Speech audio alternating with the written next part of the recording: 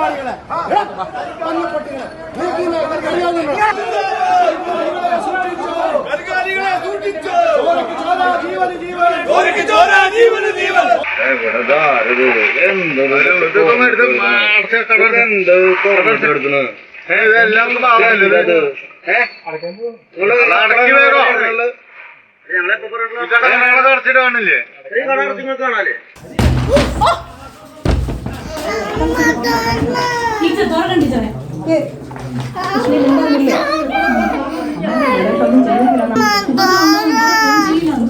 അല്ലെങ്കിൽ എന്തോ ചെയ്യാം അത് വലിച്ചു പൊളിച്ച് ലക്ഷ്മി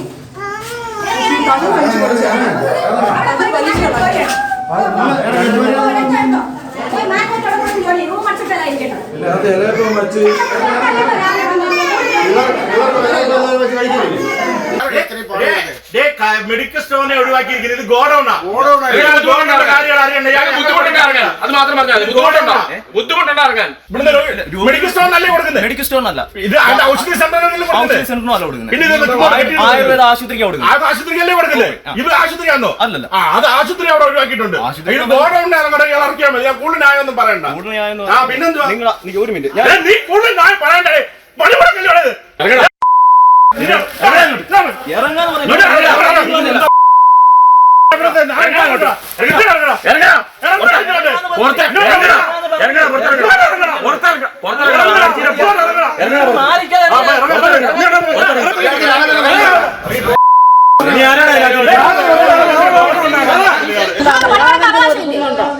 ഞങ്ങൾ പണിയെടുത്തിട്ടുണ്ട്. പണിമുടക്ക് പൊളിക്കാൻ വേണ്ടി ഞങ്ങൾ പണിയെടുത്തിട്ടുണ്ട്. ഗേറ്റ് പൂട്ടിയിട്ടിട്ടുണ്ടാകല്ല. പണിമുടക്കിന് പണിയാണ്. അന്തസ്സായിട്ട് ഗേറ്റ് തുറന്നിടണം. പോലീസ് പ്രൊട്ടക്ഷൻ തരും ജോലി ചെയ്യുന്നവർക്ക്.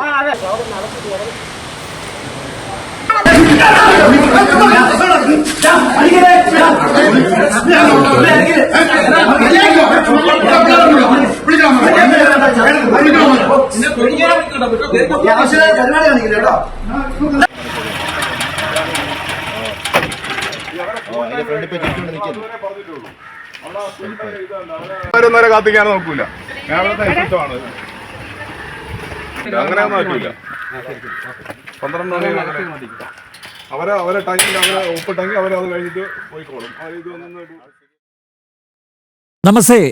കേന്ദ്ര സർക്കാരിൻ്റെ തെറ്റായ നയങ്ങൾക്കെതിരെ BMS ഒഴിച്ചുള്ള കേന്ദ്ര ട്രേഡ് യൂണിയനുകളും സർവീസ് സംഘടനകളും ആഹ്വാനം ചെയ്ത 24 മണിക്കൂർ ദേശീയ പണിമുടക്ക് തൊഴിലാളികളും സർക്കാർ സ്വകാര്യ ജീവനക്കാരും അധ്യാപകരും തള്ളി.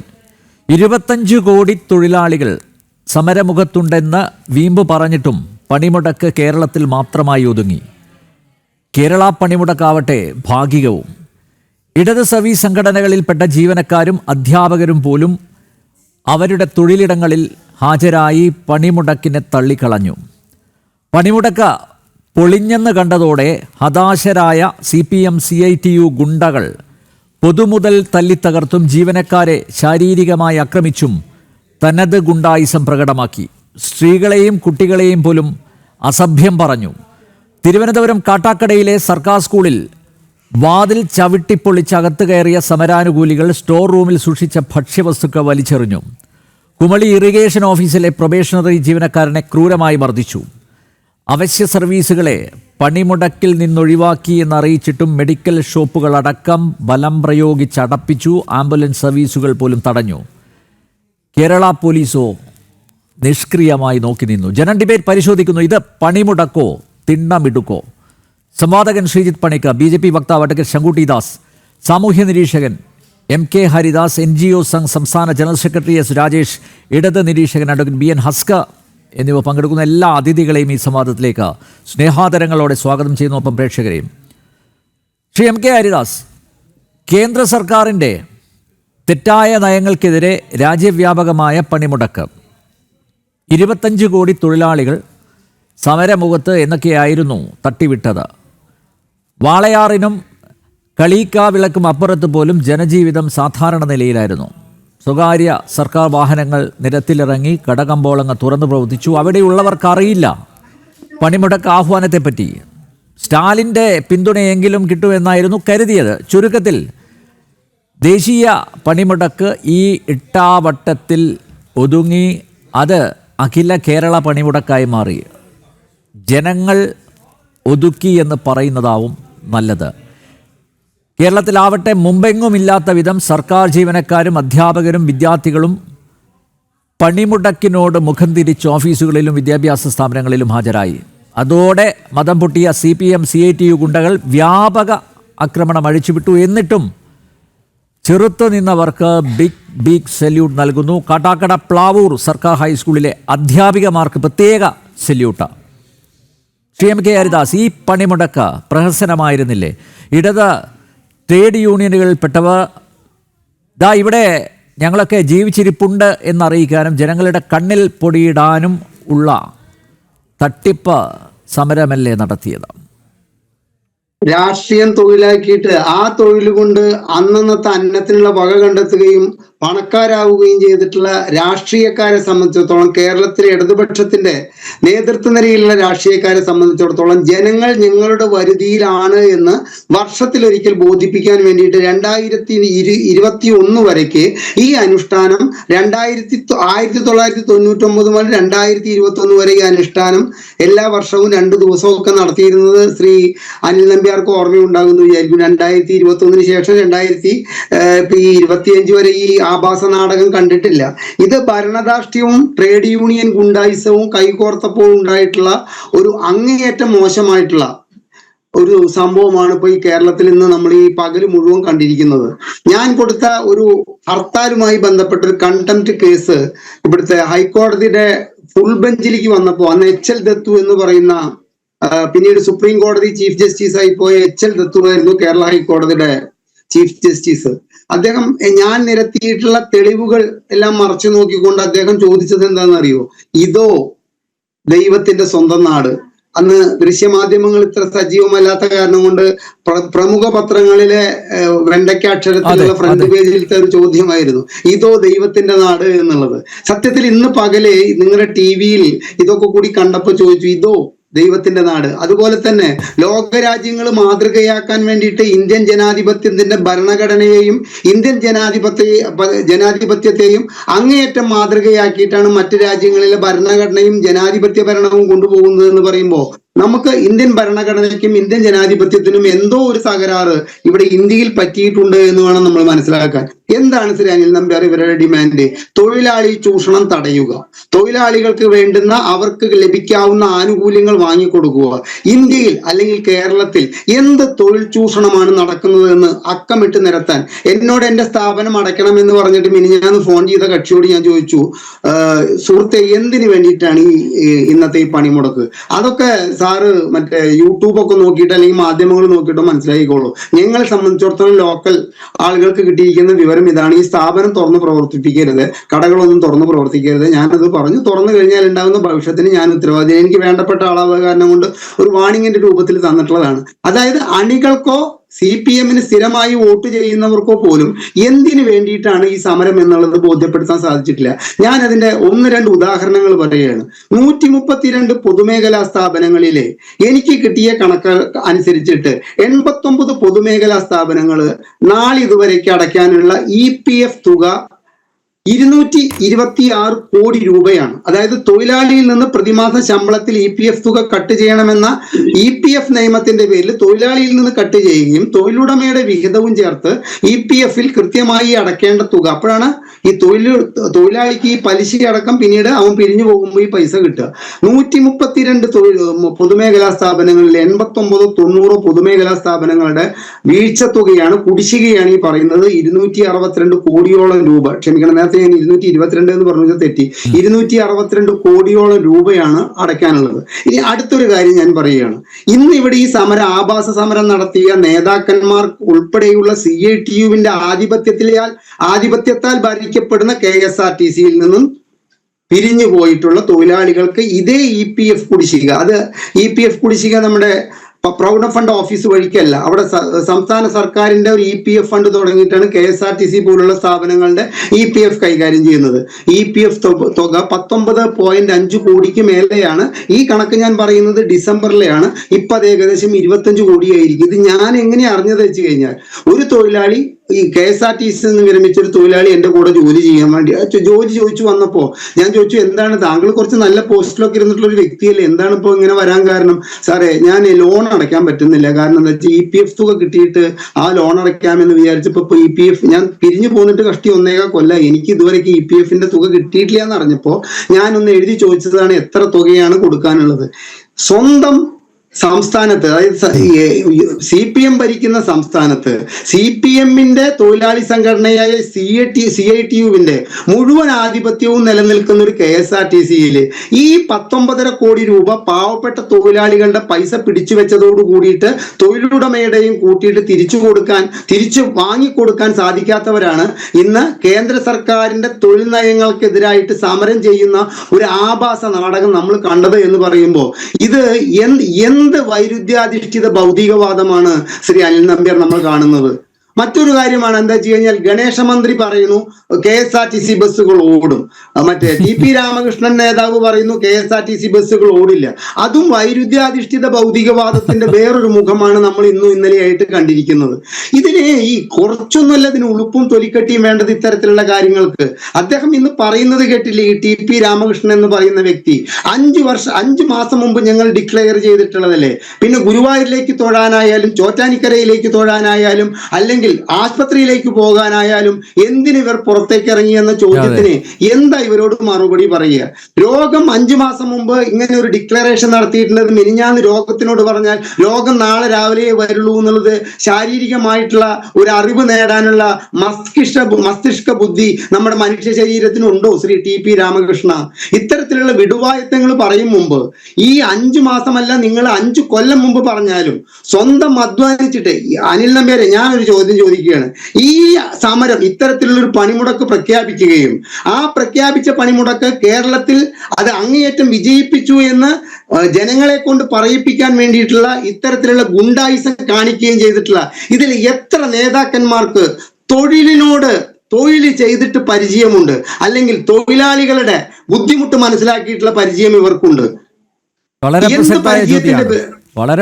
ഈ ചോദ്യം എത്ര തൊഴിലിന്റെ മഹത്വം അറിയാവുന്ന എത്ര പേര് ഈ സമരത്തിൽ പങ്കാളികളായിട്ടുണ്ട്?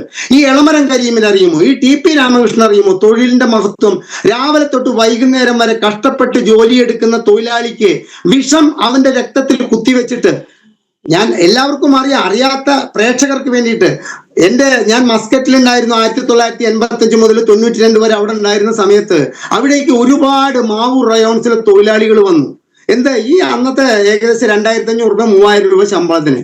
അപ്പൊ അവരോട് കാര്യങ്ങൾ ചോദിച്ചപ്പോഴാണ് മനസ്സിലായത് ഈ തൊഴിലാളികളിൽ ഈ എളമരം കരീമിനെ പോലുള്ളവർ കുത്തിവെച്ചിട്ടുള്ള വിഷം എന്താണെന്ന്. അനിൽ നമ്പ്യാർക്കാരെ ഞാൻ പ്രേക്ഷകർ കേൾക്കാൻ വേണ്ടിയിട്ടാണ് പറയുന്നത്. ഒരു വില്ലേജ് ഓഫീസറേക്കാൾ ശമ്പളം അവർ നിങ്ങൾക്ക് തരുന്നു. അപ്പോൾ ഇവർക്ക് എത്രത്തോളം ലാഭം ഉണ്ടായിട്ടാണ് ഒരു സർക്കാരിലെ വില്ലേജ് ഓഫീസറേക്കാൾ ശമ്പളം അവർ നിങ്ങൾക്ക് തരുന്നത്?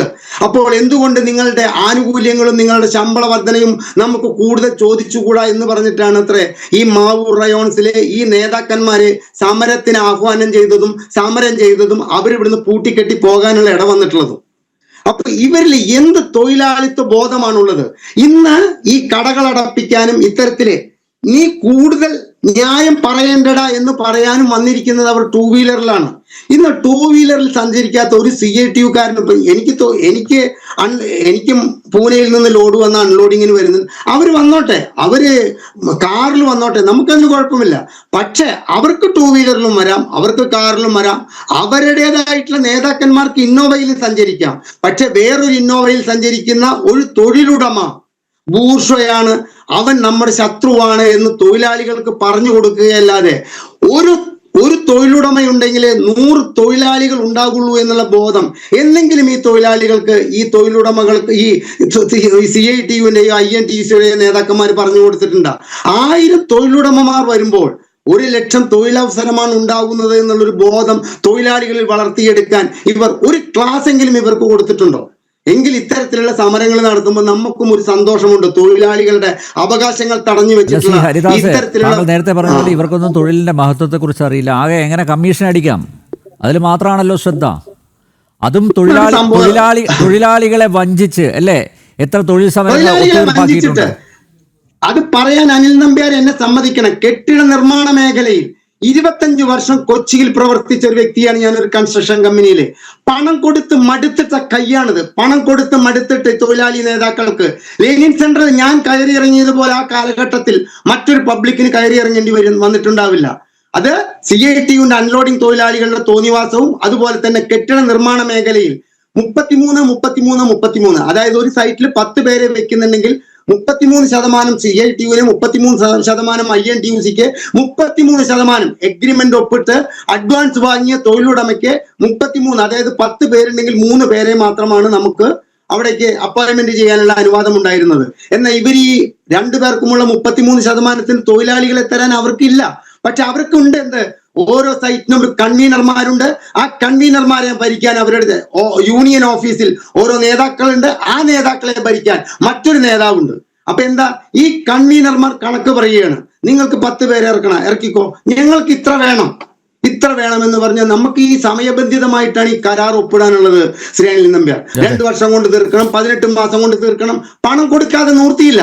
പണം കൊടുത്ത് തഴമ്പിച്ച ഈ കൈകൾ മരട് നെട്ടൂരിൽ ഒരു ഹോസ്പിറ്റലിന്റെ പണി നടക്കുമ്പോൾ സങ്കടം വരാറായി. മരിച്ച്, അതായത് ബാംഗ്ലൂർ ആസ്ഥാനമായ കമ്പനിയാണ് എൻ്റെ. എനിക്ക് ആത്മഹത്യ ചെയ്യാതെ വഴിയില്ലെന്നായി. കാരണം ഇങ്ങനെ കൊടുക്കുന്ന പണത്തിന് കമ്പനികൾക്കും കണക്കില്ലേ. ഞാൻ അവസാനം എന്ത് ചെയ്തു, ഒരു ലോക്കൽ, എനിക്ക് എന്റെ വാർഡിന്റെ, ഞാൻ താമസിക്കുന്ന വീടിന്റെ വാർഡിലെ കൗൺസിലർ CPMന്റെയാണ്. അദ്ദേഹത്തോട് ഇത് പറഞ്ഞപ്പോ അദ്ദേഹത്തിന് മനസ്സിലായി ആരാണ് ഈ പണം വാങ്ങുന്നത് എന്ന്. അദ്ദേഹം എന്നെ അന്നത്തെ കൊച്ചിൻ കോർപ്പറേഷൻ മേയർ ദിനേശ് മണിയുടെ വീട്ടിലേക്ക് കൂട്ടിക്കൊണ്ടുപോയി. അവിടുത്തെ തിരക്കൊഴിഞ്ഞ് അദ്ദേഹത്തിന്റെ റൂമിൽ കടന്ന് ഈ കാര്യങ്ങൾ വിവരിച്ചപ്പോൾ അദ്ദേഹം എന്നോട് ആദ്യം ചോദിച്ചത് എന്താണെന്നറിയോ, പണം കൊടുത്തു മടുത്തൂല്ലേ എന്നാണ് ചോദിച്ചത്. അപ്പൊ ഇവരുടെ എല്ലാവർക്കും അറിയാം തൊഴിലാളികളുടെ തല എണ്ണിയിട്ട് ഇവര് പണം വാങ്ങുകയാണ് എന്ന്. നാളെ എന്റെ തല പോയാലും എനിക്ക് വിഷമമില്ല. ഞാൻ അനുഭവിച്ച കഷ്ടത്തിന് പിന്നീടുണ്ടായിട്ടുള്ള സംഭവം കൂടി അനിൽ നമ്പ്യാർ കേൾക്കണം. ഞാൻ ഈ പരാതി പറഞ്ഞ നേതാക്കളെയൊക്കെ കാലഘട്ടത്തിന്റെ ഓരോ ഘട്ടത്തിലും പാർട്ടിയിൽ നിന്ന് പുറത്തേക്കാക്കിയിട്ടുണ്ട്. ഇപ്പൊ അവരൊക്കെ മറ്റ് രാഷ്ട്രീയ പാർട്ടികളിൽ പ്രവർത്തിക്കുകയാണ്. എന്റെ കയ്യിൽ നിന്ന് പൈസ മേടിച്ചിട്ടുള്ള ഒരാളും ഇന്ന് CPMലില്ല. എല്ലാവരും മറ്റ് രാഷ്ട്രീയ പാർട്ടികളിൽ അഭയം തേടി ഇവരെയൊക്കെ പുറത്തേക്കാക്കേണ്ടി വന്നു. പക്ഷെ ഞാൻ ഈ പരാതി പറയാൻ ചെന്നപ്പോ അവരോട് വഴങ്ങി, അവരോട് ഇണങ്ങിയിട്ട് ജോലി ചെയ്തിട്ട് അവിടുത്തെ പണി അവസാനിപ്പിക്കുകയാണ് താങ്കൾക്ക് നല്ലത് എന്ന് എന്നെ ഉപദേശിച്ചിട്ടുള്ള നേതാക്കളാണ് നമ്മുടെ കേരളത്തിലുള്ളത്. ശ്രീ അനിൽ നമ്പ്യാർ. യെസ്, അഡ്വക്കേറ്റ് അസ്ക, എന്തിനായിരുന്നു ഈ സമരം? അഡ്വക്കേറ്റ് അസ്ക, എന്തിനായിരുന്നു? കാരണം ഇത് നോക്കൂ, എൻ്റെ കയ്യിൽ KSFE, CITU, അത് അവരുടെ ഒരു നോക്കൂ, ദേശീയ പണിമുടക്ക് ജൂലൈ 9. ഇതിൽ പറഞ്ഞിരിക്കുന്ന ഡിമാൻഡ്സ്: തൊഴിൽ നിയമ ഭേദഗതി പിൻവലിക്കുക, ഓക്കെ, അത് കേന്ദ്രത്തിൻ്റെ തലയിൽ വെക്കാം. ലേബർ കോഡുകൾ പിൻവലിക്കുക, പൊതുമേഖലാ സ്ഥാപനങ്ങളുടെ സ്വകാര്യവൽക്കരണം അവസാനിപ്പിക്കുക, വിലക്കയറ്റം നിയന്ത്രിക്കുവാനുള്ള നടപടികൾ സ്വീകരിക്കുക. കേരള സർക്കാരിന് ഉത്തരവാദിത്വമൊന്നുമില്ല അതിൽ. കേരള സർക്കാർ ഉത്തരവ് 131/22 റദ്ദ് ചെയ്യുക. അതിന് കേന്ദ്രം എന്ത് പഴിച്ചു? മുൻകാല പ്രാബല്യത്തോടെ ഉപാധിരഹിതമായി KSFE ജീവനക്കാരുടെ ശമ്പള പരിഷ്കരണം നടപ്പിലാക്കുക, KSFE ജീവനക്കാർക്ക് പെൻഷൻ പദ്ധതി നടപ്പിലാക്കുക, KSFEയിൽ വിരമിക്കൽ നയം രൂപീകരിക്കുക. ഇതാണ് ദേശീയ പണിമുടക്കിൻ്റെ അവരുടെ ആവശ്യം, പണിമുടക്ക് പങ്കെടുക്കുന്നവരുടെ ആവശ്യം എന്നാണ് ഇതിൽ എണ്ണി പറഞ്ഞിരിക്കുന്നത്. അതായത് എന്തിനാണ് ഈ ദേശീയ പണിമുടക്ക് നടത്തിയത് എന്ന് പോലും അറിയാത്ത ഒരു വിഭാഗം കേരളത്തിൽ ഉണ്ട്. നിങ്ങൾക്ക് നെഞ്ചു തൊട്ട് പറയാൻ പറ്റുമോ ഇത് ദേശീയ പണിമുടക്കായിരുന്നില്ല, ഇത് അഖില കേരള പണിമുടക്ക് മാത്രമായിരുന്നു? ആ പണിമുടക്കിനോട് പോലും നിങ്ങളുടെ സംഘടനയിൽപ്പെട്ടവർ പോലും മുഖം തിരിച്ചു എന്നതല്ലേ വസ്തുത? അഡ്വക്കേറ്റ് അസ്ക, പൊതുമുതൽ തല്ലി തകർക്കാനും ജീവനക്കാരോട് തിണ്ണമിടുക്ക് കാട്ടാനും സ്ത്രീകളെപ്പോലും, കുട്ടികളുടെ മുന്നിൽ വെച്ച് സ്ത്രീകളെപ്പോലും അസഭ്യം പറയാനും ഇങ്ങനെ ഒരു പൊതുപണിമുടക്കിൻ്റെ ആവശ്യം ഉണ്ടായിരുന്നു അഡ്വക്കേറ്റ് അസ്ക? ഇത് സ്ഥിരം ചെയ്യുന്നതല്ലേ CITUം CPM ഒക്കെ? അനിൽ നമ്പ്യാർ, ഞാൻ ഈ ചർച്ചയുടെ തുടക്കത്തിൽ RSSന്റെ സർസംഘചാലകായിട്ടുള്ള സംഭൂജനായിട്ടുള്ള ശ്രീ മോഹൻ ഭഗവത് ഈ അടുത്ത കാലത്തൊരു ഒരു യോഗത്തിൽ സംസാരിക്കുമ്പോൾ പറയുകയുണ്ടായി, രാജ്യത്ത് അസമത്വം വർദ്ധിച്ചു വരുന്നു എന്ന് ഒരു നിരീക്ഷണം അദ്ദേഹം നടത്തിയിട്ടുണ്ട്.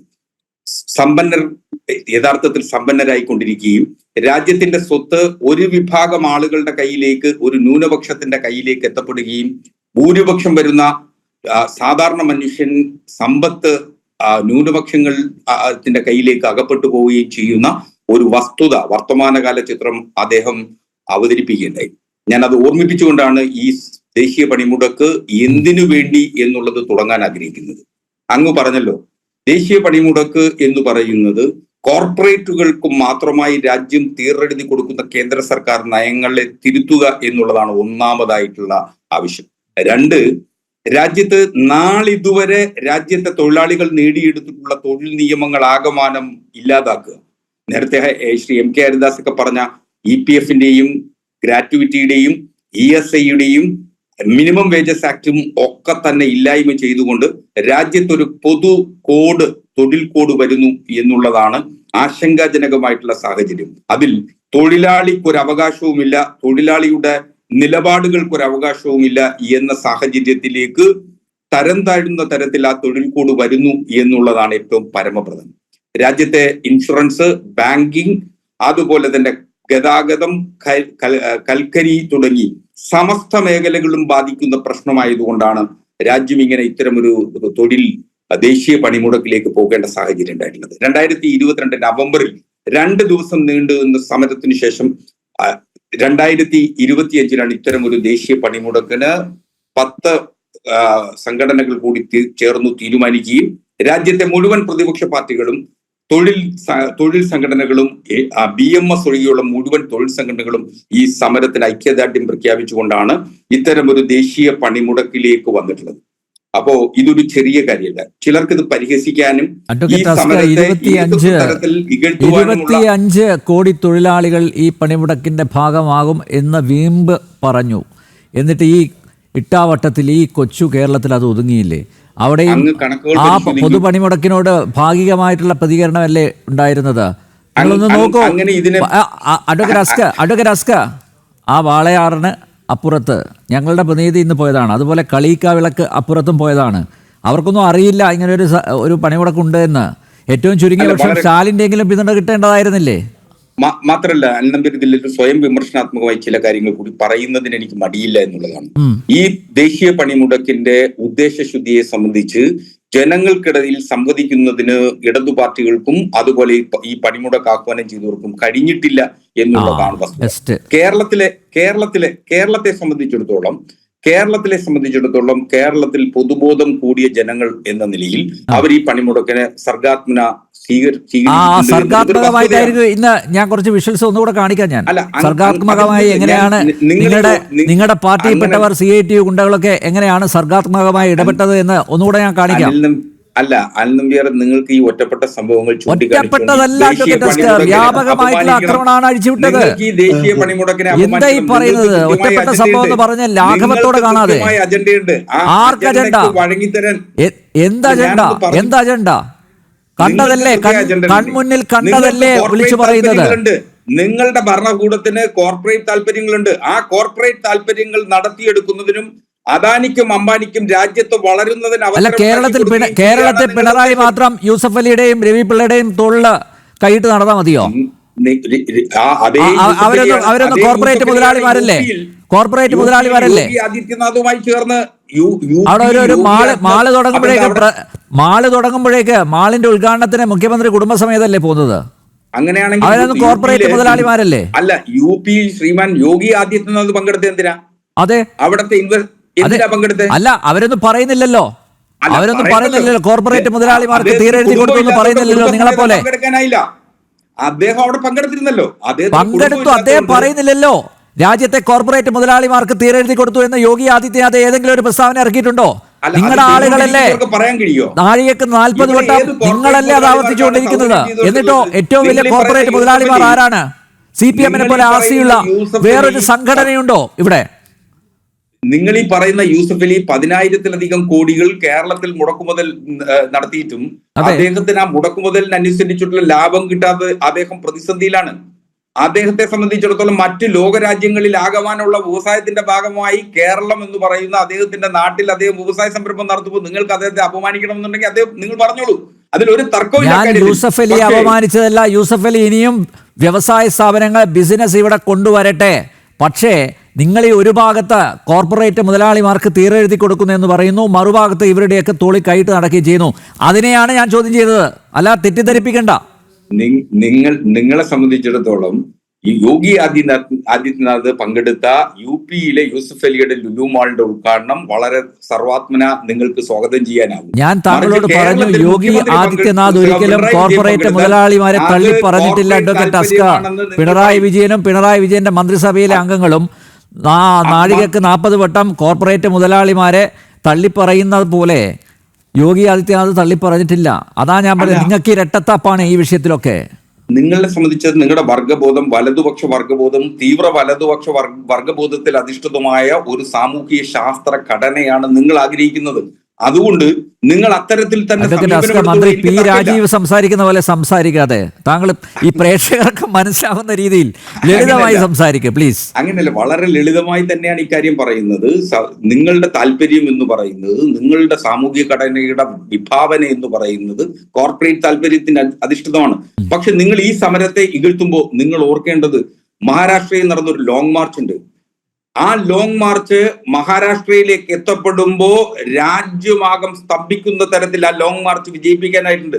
CITU എന്ന് പറയുന്ന സംഘടനയും കിസാൻ സഭയും നടത്തിയിട്ടുള്ള ലോങ് മാർച്ചാണ്. അവിടെ മുംബൈ നഗരത്തിലേക്ക് ആ ലോങ് മാർച്ച് എത്തുമ്പോ അങ്ങേക്കറിയും, ഡബ്ബാവാലകൾ എന്നറിയപ്പെടുന്ന ആളുകളെത്തി അവർക്ക് ഭക്ഷണം നൽകുകയും അവിടുത്തെ സന്നദ്ധ സേവന പ്രവർത്തകരെന്ന് അവകാശപ്പെടുന്ന ആളുകൾ അവർ ഈ പൊട്ടിയൊലിച്ച വ്രണം വന്ന കാലുകൾക്ക് മരുന്നുകൾ വെച്ചു നൽകുകയും ചെയ്ത കാഴ്ചകൾ രാജ്യത്തെ മുഖ്യധാരാ മാധ്യമങ്ങൾ എടുത്തുയർത്തിപ്പിടിച്ചതാണ്. മാത്രമല്ല, അങ്ങേക്കറിയുമല്ലോ, കർഷക സമരം രാജ്യത്ത് ഇന്നോളം കണ്ടിട്ടില്ല. കർഷക സമരത്തിന് പിറകിലൊക്കെ ഏത് ശക്തികളായിരുന്നു എന്നൊക്കെ പലവട്ടം ചർച്ച ചെയ്തതാണല്ലോ. ആരുടെ അജണ്ടയായിരുന്നു അത്? ഈ പാവം കർഷകരെ തെരുവിലിറക്കി അടി വാങ്ങിച്ചു കൊടുത്തത് ആരാണെന്നൊക്കെ നാട്ടുകാർക്ക് നന്നായിട്ട് അറിയാം. നിങ്ങൾ ആ കർഷക നിയമങ്ങൾ ഫ്രീസറിൽ വെക്കേണ്ടി വന്ന സാഹചര്യം എന്താ? ദില്ലിയിൽ നടന്ന കർഷക സമരമായിരുന്നല്ലോ. അപ്പോ ആ കർഷക സമരം വിജയകരമായിരുന്നു.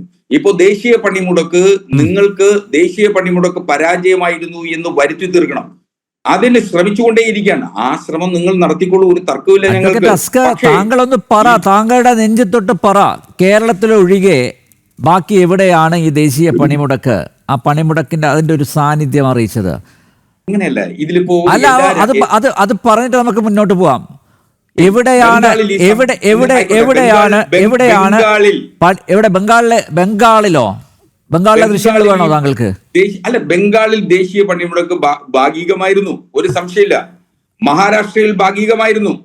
മഹാരാഷ്ട്രയിലെ തൊഴിലിടങ്ങളിൽ തൊഴിലാളികൾ സമരം ചെയ്തിട്ടുണ്ട്, കർഷകർ സമരം ചെയ്തിട്ടുണ്ട്. നിങ്ങൾ കാര്യം ഭാഗികമല്ലാത്തൊരു സ്ഥലം പറയൂ. അതെ, കമ്മ്യൂണിസ്റ്റ് പാർട്ടികളും CITUം ഇന്ത്യയിലെ വലിയ ശക്തമായ സംഘടനയല്ല.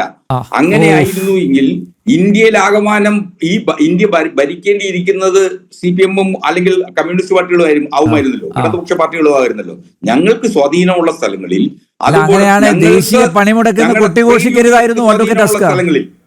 ദേശീയ പണിമുടക്കുന്ന കുട്ടിഘോഷിക്കരുതായിരുന്നു. നമുക്കൊരു അഖില കേരള പണിമുടക്ക് നടത്താമായിരുന്നില്ലേ? ഇതിൽ ഏതെങ്കിലും തരത്തിലുള്ള പരാജയം സംഭവിച്ചിട്ടുണ്ടെങ്കിൽ, ഏതെങ്കിലും തരത്തിലുള്ള പോരായ്മകൾ സംഭവിച്ചിട്ടുണ്ടെങ്കിൽ അത് പരിശോധിക്കുക തന്നെ ചെയ്യും. അതുകൊണ്ടാണ് ഞാൻ സ്വയം വിമർശനമായി പറഞ്ഞത്, ഇതിന്റെ ഉദ്ദേശ ലക്ഷ്യങ്ങളെ കുറിച്ച് ഇന്ത്യ ഒട്ടാകെ ക്യാമ്പയിൻ നടത്തുന്നതിൽ പരാജയപ്പെട്ടിട്ടുണ്ട്. അത് തുറന്ന് സമ്മതിക്കുന്നതിന്റെ മടിയില്ല. അതായത് 5 മാസം മുമ്പ് പ്രഖ്യാപിച്ചിട്ടും ഈ 5 മാസം കൊണ്ട് എന്തിനായിരുന്നു ഇങ്ങനെ ഒരു സമരം, അതിന്റെ ഉദ്ദേശ ലക്ഷ്യങ്ങൾ എന്തായിരുന്നു എന്ന് നിങ്ങളുടെ പ്രവർത്തകരിലേക്ക് എത്തിക്കാൻ പോലും സാധിച്ചില്ല. അതാണ് മനസ്സിലാക്കേണ്ടത്. ഞങ്ങൾക്ക് ഇന്ത്യ ഒട്ടാകെ സാന്നിധ്യമുള്ള ഒരു രാഷ്ട്രീയ പ്രസ്ഥാനമല്ലല്ലോ. പക്ഷെ നിങ്ങൾ അങ്ങനെയാണല്ലോ അവകാശവാദം ഉന്നയിക്കുന്നത്. സാന്നിധ്യമുള്ള രാഷ്ട്രീയ പ്രസ്ഥാനങ്ങൾ. പിണറായി ഇന്നൊരു പ്രസ്താവന ഇറങ്ങി കഴിഞ്ഞാൽ നാളെ നരേന്ദ്രമോദി അധികാരത്തിൽ നിന്ന് താഴെ ഇറങ്ങേണ്ടി വരും. ആ അഹങ്കാരമൊക്കെ ആണല്ലോ ഇന്ന് കണ്ടില്ലേ. ഇന്ന് എന്തായിരുന്നു CIT-കാരും CPM-കാരും അഴിഞ്ഞാടി അവർ കൈകാര്യം ചെയ്ത രീതിയൊക്കെ, ജീവനക്കാരെ കൈകാര്യം ചെയ്ത രീതിയൊക്കെ അഡ്വക്കേറ്റ് അസ്കറും കണ്ടതല്ലേ? വീട്ടിൽ ടെലിവിഷൻ ചാനലുകൾ കേരളത്തിൽ ബന്ദ് നടത്തിയ സമയത്ത് നടന്നിട്ടുള്ള കാര്യങ്ങളൊക്കെ ഒന്ന് നിങ്ങളുടെ ആർക്കൈവ്സിൽ ഉണ്ടെങ്കിൽ ഒന്ന് കാണിക്കുന്നു. RSS-ഉം BJP-യും കേരളത്തിൽ ബന്ദ് നടത്തിയിട്ടുണ്ടല്ലോ. ആ ബന്ദ് നടത്തിയ കേരളത്തിൽ ഇതുപോലെയായിരുന്നോ? ഇതിനേക്കാൾ മഹാവൃത്തികെട്ട രീതിയിലായിരുന്നു ആ സമീപനം. എന്തായിരുന്നു സംഭവിച്ചത്? ഒറ്റപ്പെട്ട സംഭവം ഉണ്ടായിട്ടുണ്ടാവാം. കള്ളം പറഞ്ഞു പോകരുത്. ഏതെങ്കിലും തരത്തിലുള്ള ആക്രമണം നീതീകരിക്കാനാവുന്നതല്ല. അത് തെറ്റായ സന്ദേശമാണ് പൊതുസമൂഹത്തിന് നൽകുന്നതെന്ന് ഉറച്ച വിശ്വാസമുള്ള ഒരാളെന്ന നിലയിൽ അങ്ങനെ ഒറ്റപ്പെട്ട സംഭവങ്ങളെ നിങ്ങൾ ഇങ്ങനെ പർവ്വതീകരിക്കേണ്ട ആവശ്യകതയില്ല എന്നുള്ളതാണ് വസ്തുത. നിങ്ങൾ ഏതെങ്കിലും ഒരു ജില്ലയിൽ ഏതെങ്കിലും ഒരു ഭാഗത്ത് എന്തെങ്കിലും ഒരു ചെറിയ സംഭവം ഉണ്ടായാൽ അത് ക്യാമറയിൽ ഒപ്പി ഏതോ തരത്തിൽ വലിയ അപകടം അവിടെ CIT-യും CPM പ്രവർത്തകരും അക്രമം അഴിച്ചുവിട്ടു എന്ന അർത്ഥത്തിൽ ബസ്സുകൾ നിരത്തിലിറക്കാൻ സമ്മതിച്ചില്ല, മെഡിക്കൽ ഷോപ്പുകൾ അടപ്പിച്ചു, ഗുരുവായൂരിൽ ഒരു ഹോട്ടൽ തല്ലി തകർത്തു. മാത്രമല്ല ഈ തിരുവനന്തപുരത്ത് കാട്ടാക്കടയിലുള്ള ഒരു സ്കൂളിൽ അവിടെ അകത്ത് കയറി വാതിൽ ചവിട്ടിപ്പൊളിച്ച് സ്റ്റോർ റൂമിൽ ഉച്ചഭക്ഷണത്തിനായി വെച്ചിരുന്ന ഭക്ഷ്യവസ്തുക്കൾ വലിച്ചെറിഞ്ഞു, കുട്ടികളുടെ മുന്നിൽ വെച്ച് ടീച്ചർമാരെ തെറി പറഞ്ഞു. ഇതെല്ലാം കണ്ടതല്ലേ? ഇതെല്ലാം ഒറ്റപ്പെട്ട സംഭവമായിട്ടാണോ കാണേണ്ടത്? ഇത് ഓരോരോ മാത്രമല്ല കുമളിയിൽ ഒരു പ്രൊബേഷണറി ജീവനക്കാരനാണ്, അദ്ദേഹത്തെ ഇറിഗേഷൻ വകുപ്പിലെ അദ്ദേഹത്തെ എടുത്തിട്ട് ഇടിച്ചത് കണ്ടില്ലേ അഡ്വക്കേറ്റ് അസ്കർ? ഇത് ഒറ്റപ്പെട്ട സംഭവമാണോ? നിങ്ങൾ എന്താണ് ഉദ്ദേശിച്ചത്? അതായത് ഒറ്റക്കാര്യം അഡ്വക്കേറ്റ് അസ്കർ തന്നെ പറഞ്ഞു, ദേശീയ പണിമുടക്കിന്റെ ഉദ്ദേശ ലക്ഷ്യങ്ങൾ അത് ബോധ്യപ്പെടുത്താൻ, നിങ്ങളുടെ അണികളെ ബോധ്യപ്പെടുത്താൻ സാധിച്ചില്ല, അത് വലിയൊരു പരാജയം. ഇവിടെ നോക്കൂ, ഇങ്ങനെ ഒരു പണിമുടക്കുണ്ടെങ്കിൽ ജനങ്ങൾക്ക്, പൊതുജനത്തിന്, അല്ലെങ്കിൽ ഇതുപോലെ ജീവനക്കാർക്ക്, അതുപോലെ അധ്യാപകർക്ക്, തൊഴിലാളികൾക്ക്, അവർക്ക് നിങ്ങൾ പറയുന്നതിലൊക്കെ ന്യായമുണ്ട് എന്ന് മനസ്സിലാക്കി അവർ സ്വയം സന്നദ്ധരായി പണിമുടക്കിൽ പങ്കെടുക്കട്ടെ എന്ന് വെച്ചാൽ പോരെ? എന്തിനാ നിങ്ങളെ ബലം പ്രയോഗിച്ച്, നിങ്ങൾ ഈ കയ്യൂക്ക് കാണിച്ച് ഇവരെയൊക്കെ തടയേണ്ട കാര്യം എന്താ? അല്ലെങ്കിൽ ഇവരെയൊക്കെ കൈകാര്യം ചെയ്യേണ്ട കാര്യം എന്താ? അല്ല, അന്നമ്പേർ, കേരളത്തിൽ 100% വരുന്ന തൊഴിലാളികളും 100% വരുന്ന ജീവനക്കാരും മറ്റിതര മേഖലയിൽ പ്രവർത്തിക്കുന്നവരും ഇടതുപക്ഷ സംഘടനകളിലോ ട്രേഡ് യൂണിയനിലോ അംഗങ്ങളല്ലല്ലോ. സ്വാഭാവികമായും മറ്റിതര ട്രേഡ് യൂണിയനിൽ അംഗങ്ങളായിട്ടുണ്ട്. BMS-നും അടക്കം കേരളത്തിൽ അത്തരത്തിലൊരു ജീവനക്കാർക്കിടയിൽ സ്വാധീനമുണ്ട്. അത്തരം ആളുകൾ തൊഴിലിടങ്ങളിലേക്ക് വന്ന് പ്രശ്നങ്ങൾ ഉണ്ടാക്കുന്നതിന് വേണ്ടി ശ്രമിച്ചിട്ടുണ്ടാവും. ആ ശ്രമത്തെ തൊഴിലാളികൾ എതിർത്തിട്ടുണ്ടാവും. പ്രിയപ്പെട്ട ഹസ്ക, താങ്കൾ ഇങ്ങനെ കള്ളം ആവർത്തിക്കാതെ ദയവേത്. ഞാൻ താങ്കളിലേക്ക് വരാം. താങ്കൾ ഇങ്ങനെ ആയിരുന്നില്ല, താങ്കൾ മാറിപ്പോയി. എന്തെങ്കിലുമൊക്കെ യാഥാർത്ഥ്യങ്ങൾ പറയാറുണ്ടായിരുന്നു താങ്കൾ. ആ പ്രതീക്ഷ ഇല്ലാതായി. ഞാൻ ശ്രീ രാജേഷിലേക്ക് പോവുകയാണ്. ശ്രീ രാജേഷ്, ഇടത് സർവീസ് സംഘടനയിൽപ്പെട്ട ജീവനക്കാരും അധ്യാപകരും പോലും അവരുടെ തൊഴിലിടങ്ങളിൽ ഹാജരായില്ലേ? ഇന്ന് മുമ്പെങ്ങും കാണാത്തൊരു കാഴ്ചയാണ്. സത്യമാണത്. കാരണം ഇവർ ആഹ്വാനം ചെയ്ത പണിമുടക്ക് ജീവനക്കാർ സ്വമേധയാ തള്ളിക്കളയുന്ന ഒരു സാഹചര്യം ഉണ്ടായി. ഇന്ന് പണിമുടക്കിന്റെ പേരിൽ, ആ പണിമുടക്കിന്റെ മറവിൽ നിന്ന് സർക്കാർ ഓഫീസുകളിൽ വ്യാപകമായ ആക്രമണമാണ് നടത്തിയത്. ഇവർ നൽകിയ ആഹ്വാനം എന്തിനെന്ന് പോലും മനസ്സിലാവാതെ, നേരത്തെ നമ്മുടെ ബഹുമാന്യനായ ഹരിദാസ് ജി പറഞ്ഞതുപോലെ, എന്തിനു വേണ്ടി പണിമുടക്കുന്നു, ജീവനക്കാർ എന്തിനാണ് പണിമുടക്കുന്നതെന്ന് ജീവനക്കാർ പരസ്പരം ചോദിക്കുന്ന ഒരു ഗതികേടിലായിരുന്നു. എങ്കിലും നമുക്ക് സർവീസ് മേഖലയിലെ സാഹചര്യം അറിയാം. സർവീസ് മേഖലയിലെ പ്രബല സംഘടനയും ഭരണാനുകൂല സംഘടനയും അവരുടെ ഭരണസ്വാധീനം ഉപയോഗിച്ച് ജീവനക്കാരെ ഭീഷണിപ്പെടുത്തി പണിമുടക്കിന്റെ പാതയിൽ കൊണ്ടുവരാൻ ഒരു വലിയ ശ്രമം തന്നെ നടത്തിയിരുന്നു. പക്ഷെ നിർഭാഗ്യവശാൽ അതൊക്കെ പൊളിഞ്ഞു പോകുന്ന ഒരു സാഹചര്യമാണ് ഇന്നുണ്ടായത്. അതിനെയൊക്കെ അതിജീവിച്ചുകൊണ്ട്, ആ ഭീഷണി അതിജീവിച്ചുകൊണ്ട് ജീവനക്കാർ ഇന്ന് സ്വമേധയാ ഓഫീസുകളിൽ എത്തിയിരുന്നു. അപ്പോൾ അവരതിനൊരു മറ്റു മാർഗം കണ്ടെത്തി. മുൻകാലങ്ങളിൽ നിന്ന് വ്യത്യസ്തമായി ജീവനക്കാരെ ഇന്ന് ഓഫീസുകളിൽ കയറാൻ അനുവദിക്കാത്തൊരു സാഹചര്യം സൃഷ്ടിക്കപ്പെട്ടു. നിരവധി പഞ്ചായത്ത് ഓഫീസുകൾ ഉൾപ്പെടെ മറ്റ് പ്രധാനപ്പെട്ട ഓഫീസുകളൊക്കെ ഓഫീസ് മേധാവികൾ ഓഫീസ് പൂട്ടി താക്കോല് പതിവില്ലാതെ, സാധാരണയിലും വ്യത്യസ്തമായി ഓഫീസ് പൂട്ടി താക്കോല് കൈ കൊണ്ടുപോയി. അങ്ങനെ കൊണ്ടുപോയപ്പോൾ ഓഫീസുകളിൽ കയറാൻ ജീവനക്കാർക്ക് പറ്റിയില്ല. മേധാവികൾ പലരും പണിമുടക്കിലായിരുന്നു. അവർ പണിമുടക്കിന്റെ പേര് പറഞ്ഞ് അവർ പണിമുടക്കിൽ പങ്കാളികളായതിന്റെ പേരിൽ അവരാ ഓഫീസുകളിൽ എത്താനോ താക്കോല് കൈമാറാനോ തയ്യാറായില്ല. അങ്ങനെ ജീവനക്കാർക്ക് ഓഫീസിൽ കയറാൻ പറ്റാത്ത നിരവധി സംഭവങ്ങളുണ്ട്. ഇന്ന് സംസ്ഥാനത്ത് വിവിധ മേഖലകളിൽ അങ്ങനെ സംഭവം നടന്നിട്ടുണ്ട്. പക്ഷേ ഇതിനെ അതിജീവിച്ചുകൊണ്ട് ചില ആളുകൾ, ചില ജീവനക്കാരൊക്കെ നിർബന്ധപൂർവ്വം ഓഫീസിൽ കയറിയിരുന്നു. കാരണം ഇന്നലെ ഡയസ്നോൺ പ്രഖ്യാപിക്കുന്ന ഒരു സാഹചര്യം തന്നെ നമ്മൾ കണ്ടതാണ്. സാധാരണഗതിയിൽ ഒരു പണിമുടക്കിന്റെ ആഹ്വാനം വന്ന് നോട്ടീസ് കൊടുത്തു കഴിഞ്ഞാൽ പണിമുടക്കിന് വളരെ നേരത്തെ തന്നെ ഡയസ്നോൺ പ്രഖ്യാപിക്കുന്ന ഒരു പതിവുണ്ടായിരുന്നു. പക്ഷേ ഇപ്രാവശ്യം നമ്മൾ കണ്ടത് ഇന്നലെ രാത്രിയോടുകൂടിയാണ് പണിമുടക്ക് പ്രഖ്യാപിക്കാൻ സർക്കാർ നിർബന്ധിതമായത്. സർക്കാർ അക്ഷരാർത്ഥത്തിൽ സർക്കാർ ഒരു സ്പോൺസേർഡ് പണിമുടക്ക് പോലെ തന്നെയാണ് ഇന്ന് പണിമുടക്ക് കേരളത്തിൽ നടത്തപ്പെട്ടു എന്നുള്ളതിൽ തർക്കമൊന്നുമില്ല. നമുക്കറിയാം, ഇന്ന് നടന്ന ആക്രമണങ്ങളും ഓഫീസുകളിൽ ജീവനക്കാരെ ഇറക്കി വിട്ട് പൂട്ടിയ സാഹചര്യം എല്ലാം പോലീസിന്റെ സാന്നിധ്യത്തിലായിരുന്നു എന്നുള്ളതാണ്. അവിടാണ് നമ്മൾ ശ്രദ്ധിക്കേണ്ടത്. ജീവനക്കാർക്ക് ഓഫീസിലെത്താൻ എല്ലാ സുരക്ഷയും ഒരുക്കുമെന്ന് പറഞ്ഞ സർക്കാർ ഒരു സംരക്ഷണവും കൊടുത്തിരുന്നില്ല. അവർ ചെയ്തത് പോലീസിന്റെ സാന്നിധ്യത്തിൽ മിക്കവാറും ഓഫീസുകളിലൊക്കെ ഞങ്ങൾക്ക് കിട്ടുന്ന വിവരം അനുസരിച്ചിട്ട് പോലീസ് മധ്യസ്ഥത പറഞ്ഞുകൊണ്ട് ജീവനക്കാരെ അനുനയത്തിലൂടെ ഓഫീസിൽ നിന്ന് ഇറക്കി ഓഫീസ് പൂട്ടിവിടുകയാണ് ചെയ്തത്. ഇതാണ് ഇന്ന് കേരളത്തിലെ സാഹചര്യം. ഈ പണിമുടക്ക് ജീവനക്കാരുമായി യാതൊരു ബന്ധവുമില്ലാത്ത വിഷയങ്ങൾ ഉന്നയിച്ച് നടത്തുന്ന പണിമുടക്കിൽ ജീവനക്കാർ എന്തിനു പങ്കെടുക്കണമെന്ന് ജീവനക്കാർ പരസ്പരം ചോദിക്കുകയാണ്. പക്ഷെ ഭീഷണി നമുക്കറിയാലോ, സർവീസ് മേഖലയിൽ ഒരു കടുത്ത രാഷ്ട്രീയമാണ്. ഭരണസ്വാധീനം ഉപയോഗിച്ചുള്ള സ്ഥലം മാറ്റ ഭീഷണിയിലൂടെയാണ് ജീവനക്കാരെ ഇങ്ങനെ അടിച്ചമർത്തി വെച്ചിരിക്കുകയാണ്. ഒരു പക്ഷേ ഇന്നിപ്പോ നമ്മുടെ കുമളിയിൽ കണ്ട ഒരു വിഷയം, കുമളിയിൽ നമ്മുടെ ഒരു സഹപ്രവർത്തകനെ മർദ്ദിക്കുന്ന ദൃശ്യങ്ങൾ, എനിക്ക് തോന്നുന്നു അത്തരത്തിലുള്ള നിരവധി സംഭവങ്ങളുണ്ട്. ആ ഒരു സംഭവം പുറത്തു വന്നിട്ടുണ്ടെന്നുള്ളതേ ഉള്ളൂ. വീഡിയോ ചിത്രീകരിക്കപ്പെട്ടതൊരെണ്ണം പുറത്തു വന്നു എന്നുള്ളേ ഉള്ളൂ. അതിന് സമാനമായി പല ഓഫീസുകളിലും ജീവനക്കാരെ കൈയേറ്റം ചെയ്യുന്ന സാഹചര്യം ഉണ്ടായിട്ടുണ്ട്. പക്ഷേ അതൊന്നും പുറത്തു വന്നിട്ടില്ല, പുറം ലോകം അറിയുന്നില്ല. പലരും ഭയന്ന് പുറത്ത് പറയാൻ പേടിക്കുന്നുണ്ട്. ഇന്ന് ഇപ്പൊ അറിയുന്നത് ആ അടികൊണ്ട ചികിത്സയിൽ തേടി ആശുപത്രിയിലെത്തിയ ആ പയ്യനെ അവിടുന്ന് ആശുപത്രിക്ക് പുറത്തിറങ്ങാൻ കഴിയാത്ത സ്ഥിതിയാണ്.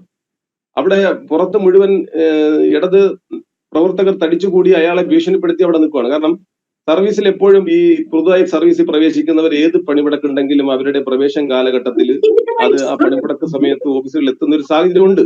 അവരത് മാറി നിൽക്കാറില്ല, അവര് എത്തും, ഭയന്നിട്ടാണ് എത്തുന്നത്. അത് എല്ലാ പണിമുടക്കിലും ഉണ്ടാവും. പക്ഷെ ഇപ്രാവശ്യം അവരെ കയ്യേറ്റം ചെയ്യുന്ന ഒരു സ്ഥിതിയിലേക്ക് എത്തപ്പെട്ടു. പക്ഷെ അതിനകത്ത് കയ്യേറ്റം ചെയ്യപ്പെട്ട പലരും ഇടത് സംഘടനയുടെ അംഗത്വം എടുത്തവർ വരെ അതിനകത്ത് ഉണ്ടെന്നുള്ളതാണ്.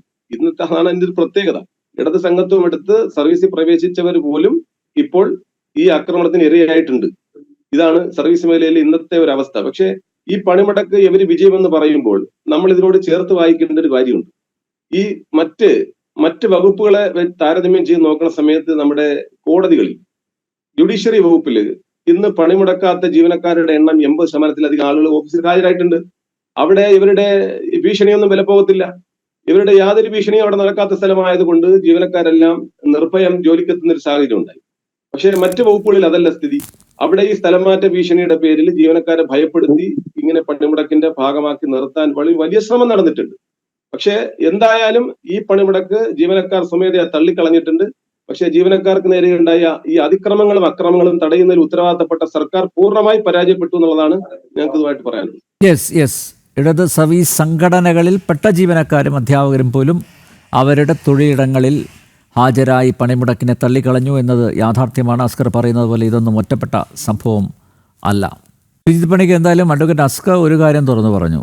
അതായത് ഈ ദേശീയ പണിമുടക്കിൻ്റെ ഉദ്ദേശ്യ ലക്ഷ്യങ്ങൾ അത് തൊഴിലാളികൾക്ക് ഇടയിൽ, ജീവനക്കാർക്ക് ഇടയിൽ എത്തിക്കുന്നതിൽ പരാജയപ്പെട്ടു എന്ന് പറയുകയുണ്ടായി. പക്ഷേ അസ്കർ പറയുന്നത് ദേശീയ പണിമുടക്ക് വൻ വിജയമായിരുന്നു എന്നാണ്. ഞങ്ങൾ അതുകൊണ്ടാണ് ഈ സംവാദത്തിൻ്റെ തലക്കെട്ടായി വെച്ചത് ഇത് പണിമുടക്കോ അതോ തിണ്ണമെടുക്കോ എന്നുള്ളത്. തിണ്ണമെടുക്കിൽ ഒരുപക്ഷെ അത് പ്രത്യേകിച്ച് പറയേണ്ട കാര്യമില്ലല്ലോ, എടുത്തു പറയേണ്ട കാര്യമില്ല. CPM CPIയും അതുപോലെ CITയും മറ്റ് ഇടത് സംഘടനകളൊക്കെ നമ്പർ 1 തന്നെയാണ് എപ്പോഴും. അതല്ലേ നടന്നത് ഇന്ന്? നമ്മുടെ നാട്ടിൽ പ്രാദേശികമായിട്ട് നടക്കുന്ന ചടങ്ങുകൾക്ക് നമ്മൾ പലപ്പോഴും ഈ കോളേജുകളിലൊക്കെ തന്നെ പ്രാദേശികമായിട്ടുള്ള അവിടെയുള്ള 1-2 കോളേജുകളെ വിളിച്ചിട്ട് സെമിനാറുകൾ നടത്തും. പക്ഷെ നമ്മളതിനെ പറയുന്നത് നാഷണൽ സെമിനാർ, ഇന്റർനാഷണൽ സെമിനാർ എന്നൊക്കെ ആയിരിക്കും പറയുക. അതേപോലെ തന്നെയാണ് ഇടത് സംഘടനകൾ കഴിഞ്ഞ കുറേ കാലമായിട്ട് നടത്തുന്നത്. അതായത് 2004-05 അല്ലെങ്കിൽ ഒരു 2008-09 ശേഷം അവർ നടത്തുന്ന എല്ലാ ദേശീയ സമരങ്ങളും ഒരർത്ഥത്തിൽ അല്ലെങ്കിൽ മറ്റൊരർത്ഥത്തിൽ പ്രാദേശികമായിട്ടോ ഒരു സംസ്ഥാനത്തിലോ മാത്രം നിൽക്കുന്ന, അല്ലെങ്കിൽ ഏതാനും സംസ്ഥാനങ്ങളിൽ മാത്രം നിൽക്കുന്ന തരത്തിലുള്ള സമരപരിപാടികളാണ്. അപ്പൊ അതുകൊണ്ട് തന്നെ എൻ്റെ ആദ്യത്തെ എതിർപ്പ് ഇതിനെ ഒരു ഭാരത് ബന്ദ് അല്ലെങ്കിൽ ദേശീയ പണിമുടക്ക് എന്നൊക്കെ പറയുന്നതിനാണ്. ദേശീയമാണെങ്കിൽ CPM ഇപ്പോൾ ഉദ്ദേശിക്കുന്ന അർത്ഥത്തിലല്ല ദേശം നിലനിൽക്കുന്നത്. കുറച്ചുകൂടി വിശാലമായിട്ടുള്ള ഒരു അർത്ഥം അതിനുണ്ട്. അവിടെ ഒന്നും തന്നെ ഇതിന് യാതൊരു വിധത്തിലുള്ള പ്രതിഫലനവും ഉണ്ടായിട്ടില്ല എന്നുള്ളത് നമ്മൾ കണ്ടതാണ്. തൊട്ടയൽ സംസ്ഥാനങ്ങളിൽ ഉൾപ്പെടെ യാതൊരു വിധത്തിലും ജനജീവിതത്തെ ബാധിക്കാതെ ഹർത്താൽ ഉണ്ട് അല്ലെങ്കിൽ ബന്ധുണ്ട് എന്നതിനെ പറ്റി അറിയാതെ ഏറ്റവും അടിസ്ഥാന തൊഴിലാളി വർഗമായിട്ടുള്ള നമ്മുടെ ഓട്ടോറിക്ഷ തൊഴിലാളികൾ ഉൾപ്പെടെയുള്ള എല്ലാവരും ഇന്ന് അവരുടെ ജോലിക്ക് പോയിട്ടുണ്ട്. അപ്പൊ അതുകൊണ്ട് തന്നെ ഇതൊരു ദേശീയ പണിമുടക്ക് എന്ന രീതിയിലത്തേക്ക് പറയാൻ കഴിയില്ല. കേരളത്തിലുള്ള പണിമുടക്കാണെങ്കിൽ ഇത് വിജയിച്ചു എന്ന് പറയുന്നതിൽ തെറ്റൊന്നുമില്ല. കാരണം കേരളത്തിൽ പണിമുടക്ക് അല്ലെങ്കിൽ ഹർത്താൽ, ബന്ദ് എന്നൊക്കെയുള്ള വാക്കുകൾ കേൾക്കുന്ന സമയത്ത് തന്നെ നമ്മളെ സംബന്ധിച്ചിടത്തോളം അത് പരമ്പരാഗതമായിട്ടുള്ള ഒരു ആഘോഷമാണ്, ഒരു ഉത്സവ പ്രതീതിയാണ്. നമുക്ക് അവധി, സിനിമ വല്ലതും കാണണമെങ്കിൽ വീട്ടിലിരുന്ന് കാണാം, അച്ഛനും മക്കൾക്കും അമ്മയ്ക്കും എല്ലാവർക്കും കൂടെ വീട്ടിൽ ഒന്നിച്ചിരിക്കാം, സ്കൂൾ ഉണ്ടാവില്ല, അങ്ങനെയുള്ള ഒരു സൗകര്യമുണ്ട്. അതുകൊണ്ട് ഒരു 50% ആൾക്കാർ അവരുടെ ഭാഗത്തു നിന്ന് തന്നെയുള്ള സഹകരണം മൂലം ഇതിനെ വിജയിപ്പിച്ചു കൊടുക്കാറുണ്ട്. പിന്നെ സത്യത്തിൽ ഇതിനെ നമ്മളൊന്ന് നോക്കി കാണുകയാണെങ്കിൽ ഇത് അങ്ങേയറ്റം ഭരണഘടനാ വിരുദ്ധമായിട്ടുള്ള ഒരു പ്രതിഷേധ നടപടിയാണ്. കാരണം നിങ്ങൾക്ക് സമരം ചെയ്യുന്നതിന് ബുദ്ധിമുട്ടില്ല. കാരണം സമരം ചെയ്യുക എന്ന് പറയുന്നത് നമ്മുടെ മൗലികമായിട്ടുള്ള ഒരു അവകാശം തന്നെയാണ് എന്ന് സുപ്രീം കോടതി ഒന്നിലധികം തവണ പറഞ്ഞിട്ടുണ്ട്. അപ്പൊ അതുകൊണ്ട് നിങ്ങൾക്ക് എന്തെങ്കിലും തൊഴിൽ പ്രശ്നമുണ്ടെങ്കിൽ, നിങ്ങൾക്ക് സർക്കാരുകളോട് എന്തെങ്കിലും പറയാനുണ്ടെങ്കിൽ, നിങ്ങൾക്ക് പണിമുടക്കുന്നതിന് വേണ്ടിയിട്ടോ സമരം ചെയ്യുന്നതിന് വേണ്ടിയിട്ടോ ഒന്നും തന്നെ ജനാധിപത്യ മാർഗമാണെങ്കിൽ യാതൊരു വിധത്തിലുള്ള തടസ്സവുമില്ല. പക്ഷെ അത് നിങ്ങൾക്ക് മാത്രം ചെയ്യാൻ കഴിയുന്നതാണ്. അതായത് വ്യക്തിപരമായിട്ടോ ഏതെങ്കിലും ഒരു സംഘടനയുടെ ഭാഗമായിട്ടോ ഉള്ള ഒരു ആഹ്വാനത്തിൽ അതിന്റെ ഭാഗമായി നിൽക്കുന്ന ആൾക്കാർക്ക്, അല്ലെങ്കിൽ അതിനോട് അനുഭാവം പ്രകടിപ്പിക്കുന്ന ആൾക്കാർ ഏതൊരു ആശയത്തിന്റെ പേരിലാണോ ഈ ഒരു സമര പരിപാടിയുമായിട്ട് മുന്നോട്ട് പോകുന്നത് അതിനോട് യോജിപ്പുള്ള ആൾക്കാർക്കൊക്കെ തന്നെ അതിൽ പങ്കെടുക്കാം. പക്ഷെ മറ്റുള്ള ആൾക്കാരിലേക്ക് അതിനെ കൊണ്ടുപോകുന്നത് ഭരണഘടനാ വിരുദ്ധമായിട്ടുള്ള ഒരു നടപടിയാണ്. അപ്പൊ നിർബന്ധിതമായിട്ടുള്ള കടയടപ്പിക്കൽ, നിർബന്ധിതമായിട്ടുള്ള പണിമുടക്കൽ, സഞ്ചാര സ്വാതന്ത്ര്യം ഇല്ലാതെ ഇരിക്കുക തുടങ്ങിയ കാര്യങ്ങളെല്ലാം തന്നെ ഭരണഘടനാ വിരുദ്ധമാണ്. എന്തുകൊണ്ടാണ് പലപ്പോഴും കോടതികൾ ഈ വിഷയത്തിൽ അതിശക്തമായിട്ടുള്ള ഒരു നിലപാട് സ്വീകരിക്കാത്തത് എന്ന് എനിക്ക് തോന്നിയിട്ടുണ്ട്. കാരണം ഈ ബന്ദ് എന്ന് പറയുന്ന ഒരു സമ്പ്രദായത്തിനെ ഒരു സമയത്ത് നിരോധിക്കുന്നു, പിന്നീട് എങ്ങനെയാണോ ഒരു ബന്ദ് പ്രവർത്തിച്ചിരുന്നത് അതേ അർത്ഥത്തിൽ തന്നെ ഹർത്താലുകൾ പ്രവർത്തിക്കുന്നു, നിർബന്ധിത ഹർത്താലുകളെ കോടതി നിരോധിക്കുന്നു. അപ്പൊ വീണ്ടും പണിമുടക്ക് എന്ന പേരിൽ അത് അതേ രീതിയിൽ തന്നെ പോകുന്നു. ഇനി അതല്ലെങ്കിൽ സമരം, പ്രതിഷേധം തുടങ്ങിയ മാർഗങ്ങളിലൊക്കെ തന്നെ ഈ ഒരു പരിപാടി ഇങ്ങനെ നടന്നു പോകും. അപ്പൊ ഇതിന്റെ ഫണ്ടമെന്റൽ ആയിട്ടുള്ള ചില കാര്യങ്ങളുണ്ട്. അതായത് നിർബന്ധിച്ചിട്ട് മറ്റൊരാളിന്റെ, നിങ്ങൾക്ക് പണി മുടക്കുന്നത് പോലെ തന്നെ മറ്റുള്ള ആൾക്കാർക്ക് പണി എടുക്കുന്നതിനുള്ള സ്വാതന്ത്ര്യമുണ്ട്. അപ്പൊ അങ്ങനെയുള്ള കാര്യങ്ങളിലേക്ക് കടന്നു കയറാൻ പാടില്ല എന്ന രീതിയിലത്തേക്കുള്ള വളരെ സ്ട്രിക്റ്റ് ആയിട്ടുള്ള ഒരു ഇൻസ്ട്രക്ഷൻ ഓരോ സർക്കാരിനും കിട്ടുന്ന രീതിയിലത്തേക്കുള്ള ഒരു നിയമനിർമ്മാണം ഒരുപക്ഷെ അതിൽ ഉണ്ടാകേണ്ടതെന്നാണ് ഞാൻ കരുതുന്നത്. പിന്നെ ഇപ്പോൾ നടന്നിരിക്കുന്നതിനെ വിജയിച്ചു എന്ന് ഏതർത്ഥത്തിലാണ് പറയുക? നിങ്ങൾ മുന്നോട്ട് വയ്ക്കുന്ന ആശയം അത് നടപ്പാക്കാനായിട്ട് സാധിക്കുന്നുണ്ടെങ്കിൽ, നിങ്ങളുടെ ഡിമാൻഡ് അത് ഏതെങ്കിലും ഒരു ഉത്തരവാദിത്തപ്പെട്ട അതോറിറ്റി അംഗീകരിക്കുന്നുണ്ടെങ്കിൽ ആ സമര പരിപാടി വിജയിച്ചു എന്ന് പറയാം. പക്ഷെ ഇവിടെ വിജയിച്ചു എന്ന് പറയുന്നതിന്റെ യാർഡ് സ്റ്റിക്ക് മറ്റൊന്നാണ്. ഇവരുടെ കയ്യിലിരിക്കുന്ന സ്കെയിൽ കൊണ്ട് ഇവർ അളവ് നോക്കുന്നതിനാണ്. എത്ര പേരെ ഇന്ന് വഴിയിൽ നമ്മൾ തടഞ്ഞു, എത്ര ആൾക്കാരുടെ ഓഫീസ് നമ്മൾ പൂട്ടി, എത്ര പേര് പ്രതിഷേധിച്ച ആൾക്കാരെ നമ്മൾ തെറിവിളിച്ചു, എത്ര പേരെ നമ്മൾ അവിടെ നിന്ന് ഇറക്കി വിട്ടു, എത്ര പേരുടെ ജീവിതമാർഗം നമ്മൾ ഇന്ന് വഴിമുട്ടിച്ചു. ഈ കാര്യങ്ങളുടെ അടിസ്ഥാനത്തിലാണ് ഇത് വിജയിച്ചു എന്ന് പറയുന്നത്. കാരണം ഇന്ന് നമ്മൾ കേരളത്തിൽ അങ്ങോളം ഇങ്ങോളം കണ്ടിരിക്കുന്ന മാധ്യമങ്ങളെല്ലാം തന്നെ തത്സമയം നമ്മുടെ മുന്നിൽ എത്തിച്ചിരിക്കുന്ന പല സംഭവങ്ങളും സമരമല്ല, ഗുണ്ടായിസമാണ്. അധ്യാപകരെ പൂട്ടിയിടുക, 12 മണി വരെ ഞങ്ങൾ അവിടെ പൂട്ടിയിടും എന്ന് പറയുകയും പോലീസ് എത്തി നിർബന്ധിച്ച് ഈ പൂട്ട് തുറന്ന ആൾക്കാരെയൊക്കെ പുറത്തു കൊണ്ടുവരികയും ചെയ്യുന്ന സംവിധാനം ഏത് തരത്തിലുള്ള തൊഴിലാളി പണിമുടക്കാണ്, ഏത് തരത്തിലുള്ള ഭാരത് ബന്ദാണ് എന്നറിഞ്ഞാൽ കൊള്ളാം. ഒരു മീൻ വിൽപ്പനക്കാരൻ, അയാൾ മീൻ അവിടെ കൂട്ടിയിട്ടതിന് ശേഷം വിൽക്കുകയാണ്. നമുക്കറിയാം ഇതിന് ഷെൽഫ് ലൈഫ് ഒന്നുമില്ല, ഇന്ന് ഫ്രഷ് ആയിട്ട് വിൽക്കുക. അങ്ങനെയുള്ള ഒരു സംവിധാനത്തിലേക്ക് വന്നിട്ട് ഞാൻ ഇതിൽ മണ്ണെണ്ണ കോരി ഒഴിക്കും എന്ന് ഒരു പോങ്ങന് പറയാനായിട്ട് സാധിക്കുന്നുണ്ടെങ്കിൽ അയാൾക്ക് അതിനുള്ള അധികാരം എവിടെ നിന്നാണ് കിട്ടുന്നത്? നമ്മുടെ നാട്ടിലെ ഏതെങ്കിലും ഒരു നിയമം അയാൾക്ക് ഈ അധികാരം നൽകുന്നുണ്ടോ? ഭരണഘടന ഇങ്ങനെയുള്ള അധികാരം നൽകുന്നുണ്ടോ? ഉണ്ടെന്ന് ഞാൻ മനസ്സിലാക്കുന്നില്ല. അങ്ങനെയില്ല. സ്വകാര്യ വാഹനങ്ങൾ നമ്മുടെ നാട്ടിൽ നമുക്കറിയാമല്ലോ, ഒരു ഹർത്താൽ എന്ന് എഴുതി കാണിച്ചു കഴിഞ്ഞാൽ തന്നെ 50% ആൾക്കാർ ഞാൻ നേരത്തെ പറഞ്ഞതുപോലെ വാഹനം എടുത്തിട്ട് പുറത്തിറങ്ങില്ല. എത്ര അത്യാവശ്യം ഉണ്ടെങ്കിലും അത് മാറ്റി വെക്കാനായിട്ട് നോക്കും. കാരണം ഈ വാഹനത്തിന് ഏറ് കിട്ടും എന്നറിയാം. എന്നിട്ടും ഈ വാഹനവുമായിട്ട് നിരത്തിലേക്ക് ഇറങ്ങാനായിട്ട് ആരെങ്കിലും തയ്യാറായിട്ടുണ്ടെങ്കിൽ അത്രത്തോളം ആവശ്യമുള്ള ആൾക്കാരായിരിക്കും. അങ്ങനെയുള്ള ആൾക്കാരെ തടഞ്ഞു നിർത്തി അവരുടെ ആവശ്യം എന്താണെന്ന് ചോദിക്കുക പോലും ചെയ്യാതെ അവരുടെ വണ്ടിയുടെ ടയറിന്റെ കാറ്റ് ഊരിവിടുക എന്ന് പറയുന്ന ഒരു പ്രക്രിയയിലേക്ക് പോകുന്ന ആൾക്കാരെ സംബന്ധിച്ചിടത്തോളം എന്ത് തരത്തിലുള്ള മനുഷ്യ സ്നേഹമാണ് ഇവർക്കുള്ളത്? അതൊക്കെ അസ്കറിന്റെ ഭാഷയിൽ ഒറ്റപ്പെട്ട സംഭവങ്ങളാണ്. അതേ ഓൾറെഡി അത് ഒറ്റപ്പെട്ട സംഭവങ്ങൾ പാങ്ങപ്പാറയിലും കഴക്കൂട്ടത്തും പിന്നെ നമ്മുടെ കാര്യവട്ടത്തും എല്ലാം നടക്കുന്ന സമയത്താണല്ലോ നമ്മളിത് തിരുവനന്തപുരത്ത് നടക്കുന്ന സംഭവമാണ് എന്ന് പറയുക. അങ്ങനെ ഒറ്റപ്പെട്ട അനേകം സംഭവങ്ങൾ ഉണ്ടായിട്ടുണ്ട്. ഒരു സർക്കാർ ഓഫീസിൽ സിവിൽ സ്റ്റേഷനിലേക്ക് കടന്നതിന് ശേഷം അവിടെ ഇരിക്കുന്ന ഒരാളിൻ്റെ അടുത്ത് ചീത്തവിളിയെല്ലാം കഴിഞ്ഞിട്ട് നീ ഇറങ്ങിപ്പോ, ഞങ്ങൾ ആരാ നിനക്ക് അറിയാമോടാ എന്നൊക്കെ ചോദിച്ചു വരുന്ന കിഴങ്ങന്മാരൊക്കെ ആരാ? ഇവരൊക്കെ ഏതാ? അവിടെ ഇരിക്കുന്ന ആള് തന്നെ ചോദിക്കുന്നത് നീ ആരടാ എന്ന് ചോദിക്കുമ്പോൾ ഈ ചങ്ങാതി അവിടെ നീ ഫോൺ മാറ്റിയിട്ട് ചോദിക്കുന്നുണ്ട് നിങ്ങൾ ആരാ ചേട്ടാ? ഇത് വന്ന് ചോദിക്കാനായിട്ട് ഇവർക്ക് അവകാശം എന്തിന്റെ പേരിലാണ് ഇവർക്ക് അവകാശം കിട്ടുന്നത്? നിങ്ങൾക്ക് തൊഴിൽ നിഷേധിക്കാനുള്ള, ഭീഷണി മുഴക്കാനുള്ള, സഞ്ചാര സ്വാതന്ത്ര്യം തടയുന്നതിനുള്ള, നടുറോഡിൽ ആളെ ഇറക്കി വിടുന്നതിനുള്ള, ഭരണഘടനയിൽ പറയുന്ന മൗലിക അവകാശങ്ങളെ എല്ലാം തന്നെ നിങ്ങൾക്ക് നിഷേധിക്കാൻ കഴിയുന്ന രീതിയിലത്തേക്കുള്ള അനിയന്ത്രിതമായിട്ടുള്ള സ്വാതന്ത്ര്യം നിങ്ങൾക്ക് എന്തിന്റെ പേരിലാണ് കിട്ടിയിരിക്കുന്നത്? കഴിഞ്ഞ ദിവസം നമ്മൾ കണ്ടതല്ലേ, ഇവിടെ സർവകലാശാലയിൽ കുറേയധികം കുട്ടി സഖാക്കന്മാർ പോയിട്ട് അവിടെ ലോലെസ്നെസ് കാണിക്കുന്നത് കണ്ടു. ഇന്ന് മൂത്ത ആൾക്കാർക്ക് അതിൽ നിന്ന് കുറച്ചുകൂടി ഇൻസ്പിറേഷൻ എടുത്തതിന് ശേഷം അവർ ഈ കാണിക്കുകയാണ്. ഈ കാണിക്കുന്നതിന് സമരമെന്നോ ഭാരത ബന്ധെന്നോ പണിമുടക്കെന്നോ ഹർത്താലെന്നോ ഒന്നുമല്ല പേര്, ഇതിന് ശുദ്ധ തെമ്മാടിത്തം എന്നാണ് പറയുക. അങ്ങനെയുള്ള തെമ്മാടിത്തം കാണിക്കുന്ന സമയത്ത് സർക്കാർ ഇവിടെ കൈകെട്ടി നോക്കി നിൽക്കുകയാണ്. ഇപ്പോ മന്ത്രി നമ്മൾ ഇന്ന് കണ്ടു, വി ശിവൻകുട്ടി വളരെ മാതൃകാപരമായിട്ട് വണ്ടി വീട്ടിൽ പാർക്ക് ചെയ്തതിനു ശേഷം അദ്ദേഹം നടന്ന് ഓഫീസിലേക്ക് പോയി. ഈ നടന്ന് ഓഫീസിലേക്ക് പോകുന്ന എന്തിനാന്നേ? ജോലി ചെയ്യാൻ വേണ്ടിയിട്ടല്ലേ? ഈ ജോലി ചെയ്യുന്നിടത്തല്ലേ മറ്റേ ഈ സിവിൽ സ്റ്റേഷനിലും മറ്റും ഇറങ്ങിയതിനു ശേഷം നീ ഇറങ്ങിപ്പോടാ എന്ന് പറയുന്നത്? അപ്പൊ എന്തുകൊണ്ടാണ് മന്ത്രിക്ക് ആ ഒരു പ്രൊട്ടക്ഷൻ കിട്ടുന്നത്? ഇപ്പൊ കഴിഞ്ഞ ദിവസം നമ്മൾ ഇത് ഡയസ്നോണുമായി ബന്ധപ്പെട്ട് ഒരു ഉത്തരവിട്ടില്ലേ? ഡയസ്നോൺ എന്ന് പറഞ്ഞ ഉത്തരവിടുന്ന സമയത്ത് തന്നെ സർക്കാർ ജീവനക്കാരെ സർക്കാർ തേച്ചു. കാരണം നീയൊക്കെ നാളെ വന്നില്ല എങ്കിൽ നിനക്ക് അടുത്ത മാസം ഈ ദിവസത്തെ ശമ്പളം ഒന്ന് കുറയ്ക്കും എന്ന് പറഞ്ഞു. എന്നിട്ട് അതും കഴിഞ്ഞതിന് ശേഷം അവിടെ പ്രവർത്തിക്കുന്ന ആൾക്കാരെ, താൽക്കാലിക ജീവനക്കാരെ, ഇവരെയൊക്കെ തന്നെ അവിടെ നിന്ന് പറഞ്ഞു വിടുന്നതിന് വേണ്ടിയിട്ട് കുറേയധികം ആൾക്കാർ അവിടെ തയ്യാറാകുകയാണ്. അങ്ങനെ നിൽക്കുന്ന ആൾക്കാർക്ക് അവർക്ക് അതിനുള്ള സ്വാതന്ത്ര്യമുണ്ട് എങ്കിൽ ഈ മന്ത്രിമാരും ഇതേപോലെ കടയടച്ച് ഷട്ടർ ഇട്ടിട്ട് വീട്ടിൽ പോയിരിക്കണ്ടേ? പക്ഷെ അവരങ്ങനെ ഇരിക്കുന്നില്ല. അതെന്തുകൊണ്ടാണ്? അവരുടെ വേണ്ടപ്പെട്ട ആൾക്കാർക്ക് സഞ്ചരിക്കാനുള്ള സ്വാതന്ത്ര്യം കിട്ടുന്നുണ്ട്. അതെന്തുകൊണ്ടാണ്? അപ്പൊ ഇതിന്റെ അർത്ഥം നമുക്ക് ഒരു ഇടയ്ക്ക് കുറച്ച് ആൾക്കാർക്ക് ഇങ്ങനെ ഒരു അൺകൺട്രോളബിൾ ആയിട്ടുള്ള അധികാരം കിട്ടുന്ന രീതിയിലത്തേക്ക് പ്രവർത്തിക്കുന്നതിനും ശുദ്ധ തെമ്മാടിത്തം കാണിക്കുന്നതിനും നാട്ടുകാരുടെ തന്തയ്ക്ക് വിളിക്കുന്നതിനും ഒക്കെയുള്ള ഒരു വാർഷികാഘോഷം കഴിഞ്ഞ കുറെ കാലമായിട്ട് ഇവിടെ CPM ആണ് ഭരിക്കുന്നതെന്നുള്ളത് കൊണ്ട് തന്നെ ഇവിടെ അതിന്റെ അവസരങ്ങൾ കുറവായിരുന്നു. ഇപ്പൊ കുറേയധികം ആൾക്കാർ, കുറെ കോമാളിക്കൂട്ടങ്ങൾ ഒരു ചുവന്ന തുണിയും കമ്പിൽ ചുറ്റിക്കൊണ്ട് വന്നിട്ട് ഇങ്ങനെ ഗുണ്ടായിസം കാണിക്കുക. ഈ കാണിക്കുന്നതിന് ഗുണ്ടായിസം എന്ന പേര്. അതല്ല എങ്കിൽ സമാധാനപരമായിട്ട് പ്രതിഷേധിക്കുന്നതിന് എന്തെല്ലാം മാർഗമുണ്ട്? നമുക്കറിയാമല്ലോ, ശബരിമലയിൽ ആൾക്കാർ വഴിയിൽ ഇരുന്നിട്ട് നാമം ജപിച്ചിരുന്ന സമയത്ത് അത് തെറിജപവും അത് തെമ്മാടിത്തവുമാണ് എന്ന് പറഞ്ഞിരുന്ന ആൾക്കാരുള്ള നാടാണ്. അപ്പൊ അങ്ങനെയുള്ള ആൾക്കാർ ഇന്ന് അധികാരത്തിൽ ഇരിക്കുന്ന സമയത്ത് ഈ ശുദ്ധ തെമ്മാടിത്തം മൂക്കിന് താഴെ നടക്കുന്ന സമയത്ത് അതിനെക്കുറിച്ച് പ്രതികരിക്കാൻ കഴിയാതെ വന്നിരുന്ന് ഞങ്ങൾ ഈ സമരം വിജയിപ്പിച്ചു എന്ന് പറഞ്ഞു കഴിഞ്ഞാൽ ഈ നാട്ടിലുള്ള ജനങ്ങളുടെ ജീവിതത്തിനെ നിങ്ങൾ ദുസ്സഹമാക്കി എന്നുള്ളതാണ്. അങ്ങനെ ദുസ്സഹമാക്കുന്നതാണ് നിങ്ങളുടെ സമരപരിപാടികളുടെ ജയം എങ്കിൽ നിങ്ങൾ 100% ജയിച്ചു. പക്ഷേ നിങ്ങൾക്ക് ഈ രീതിയിലത്തേക്കുള്ള ഒരു പിന്തുണ ഇന്ന് കേരളത്തിൽ ഈ നടത്തുന്നത് പോലെയുള്ള തെമ്മാടിത്തങ്ങൾ ഒരു കാലത്ത് നിങ്ങളുടെ കോട്ടക്കൊത്തളങ്ങളായിട്ട് കരുതിയിരുന്ന പല സംസ്ഥാനങ്ങളിലും ഇന്ന് നടത്താൻ നിങ്ങൾക്ക് സാധിക്കുന്നില്ല എങ്കിൽ അതിനർത്ഥം നിങ്ങളുടെ ഐഡിയോളജി, നിങ്ങളുടെ ഈ നടപടി എല്ലാം തന്നെ ജനങ്ങൾ തിരസ്കരിച്ചു എന്നാണ്. അതേപോലെ തന്നെയുള്ള ഒരു സംവിധാനം ഇവിടെയും ഉണ്ടാവുകയും ഇവിടെ നിന്ന് ഇന്നത്തെ സഖാക്കന്മാർ മറ്റ് സംസ്ഥാനങ്ങളിലേക്ക് പോയി ഭാവിയിൽ പൊറോട്ട അടിക്കേണ്ടുന്ന സാഹചര്യം ഉണ്ടാകാതിരിക്കട്ടെ.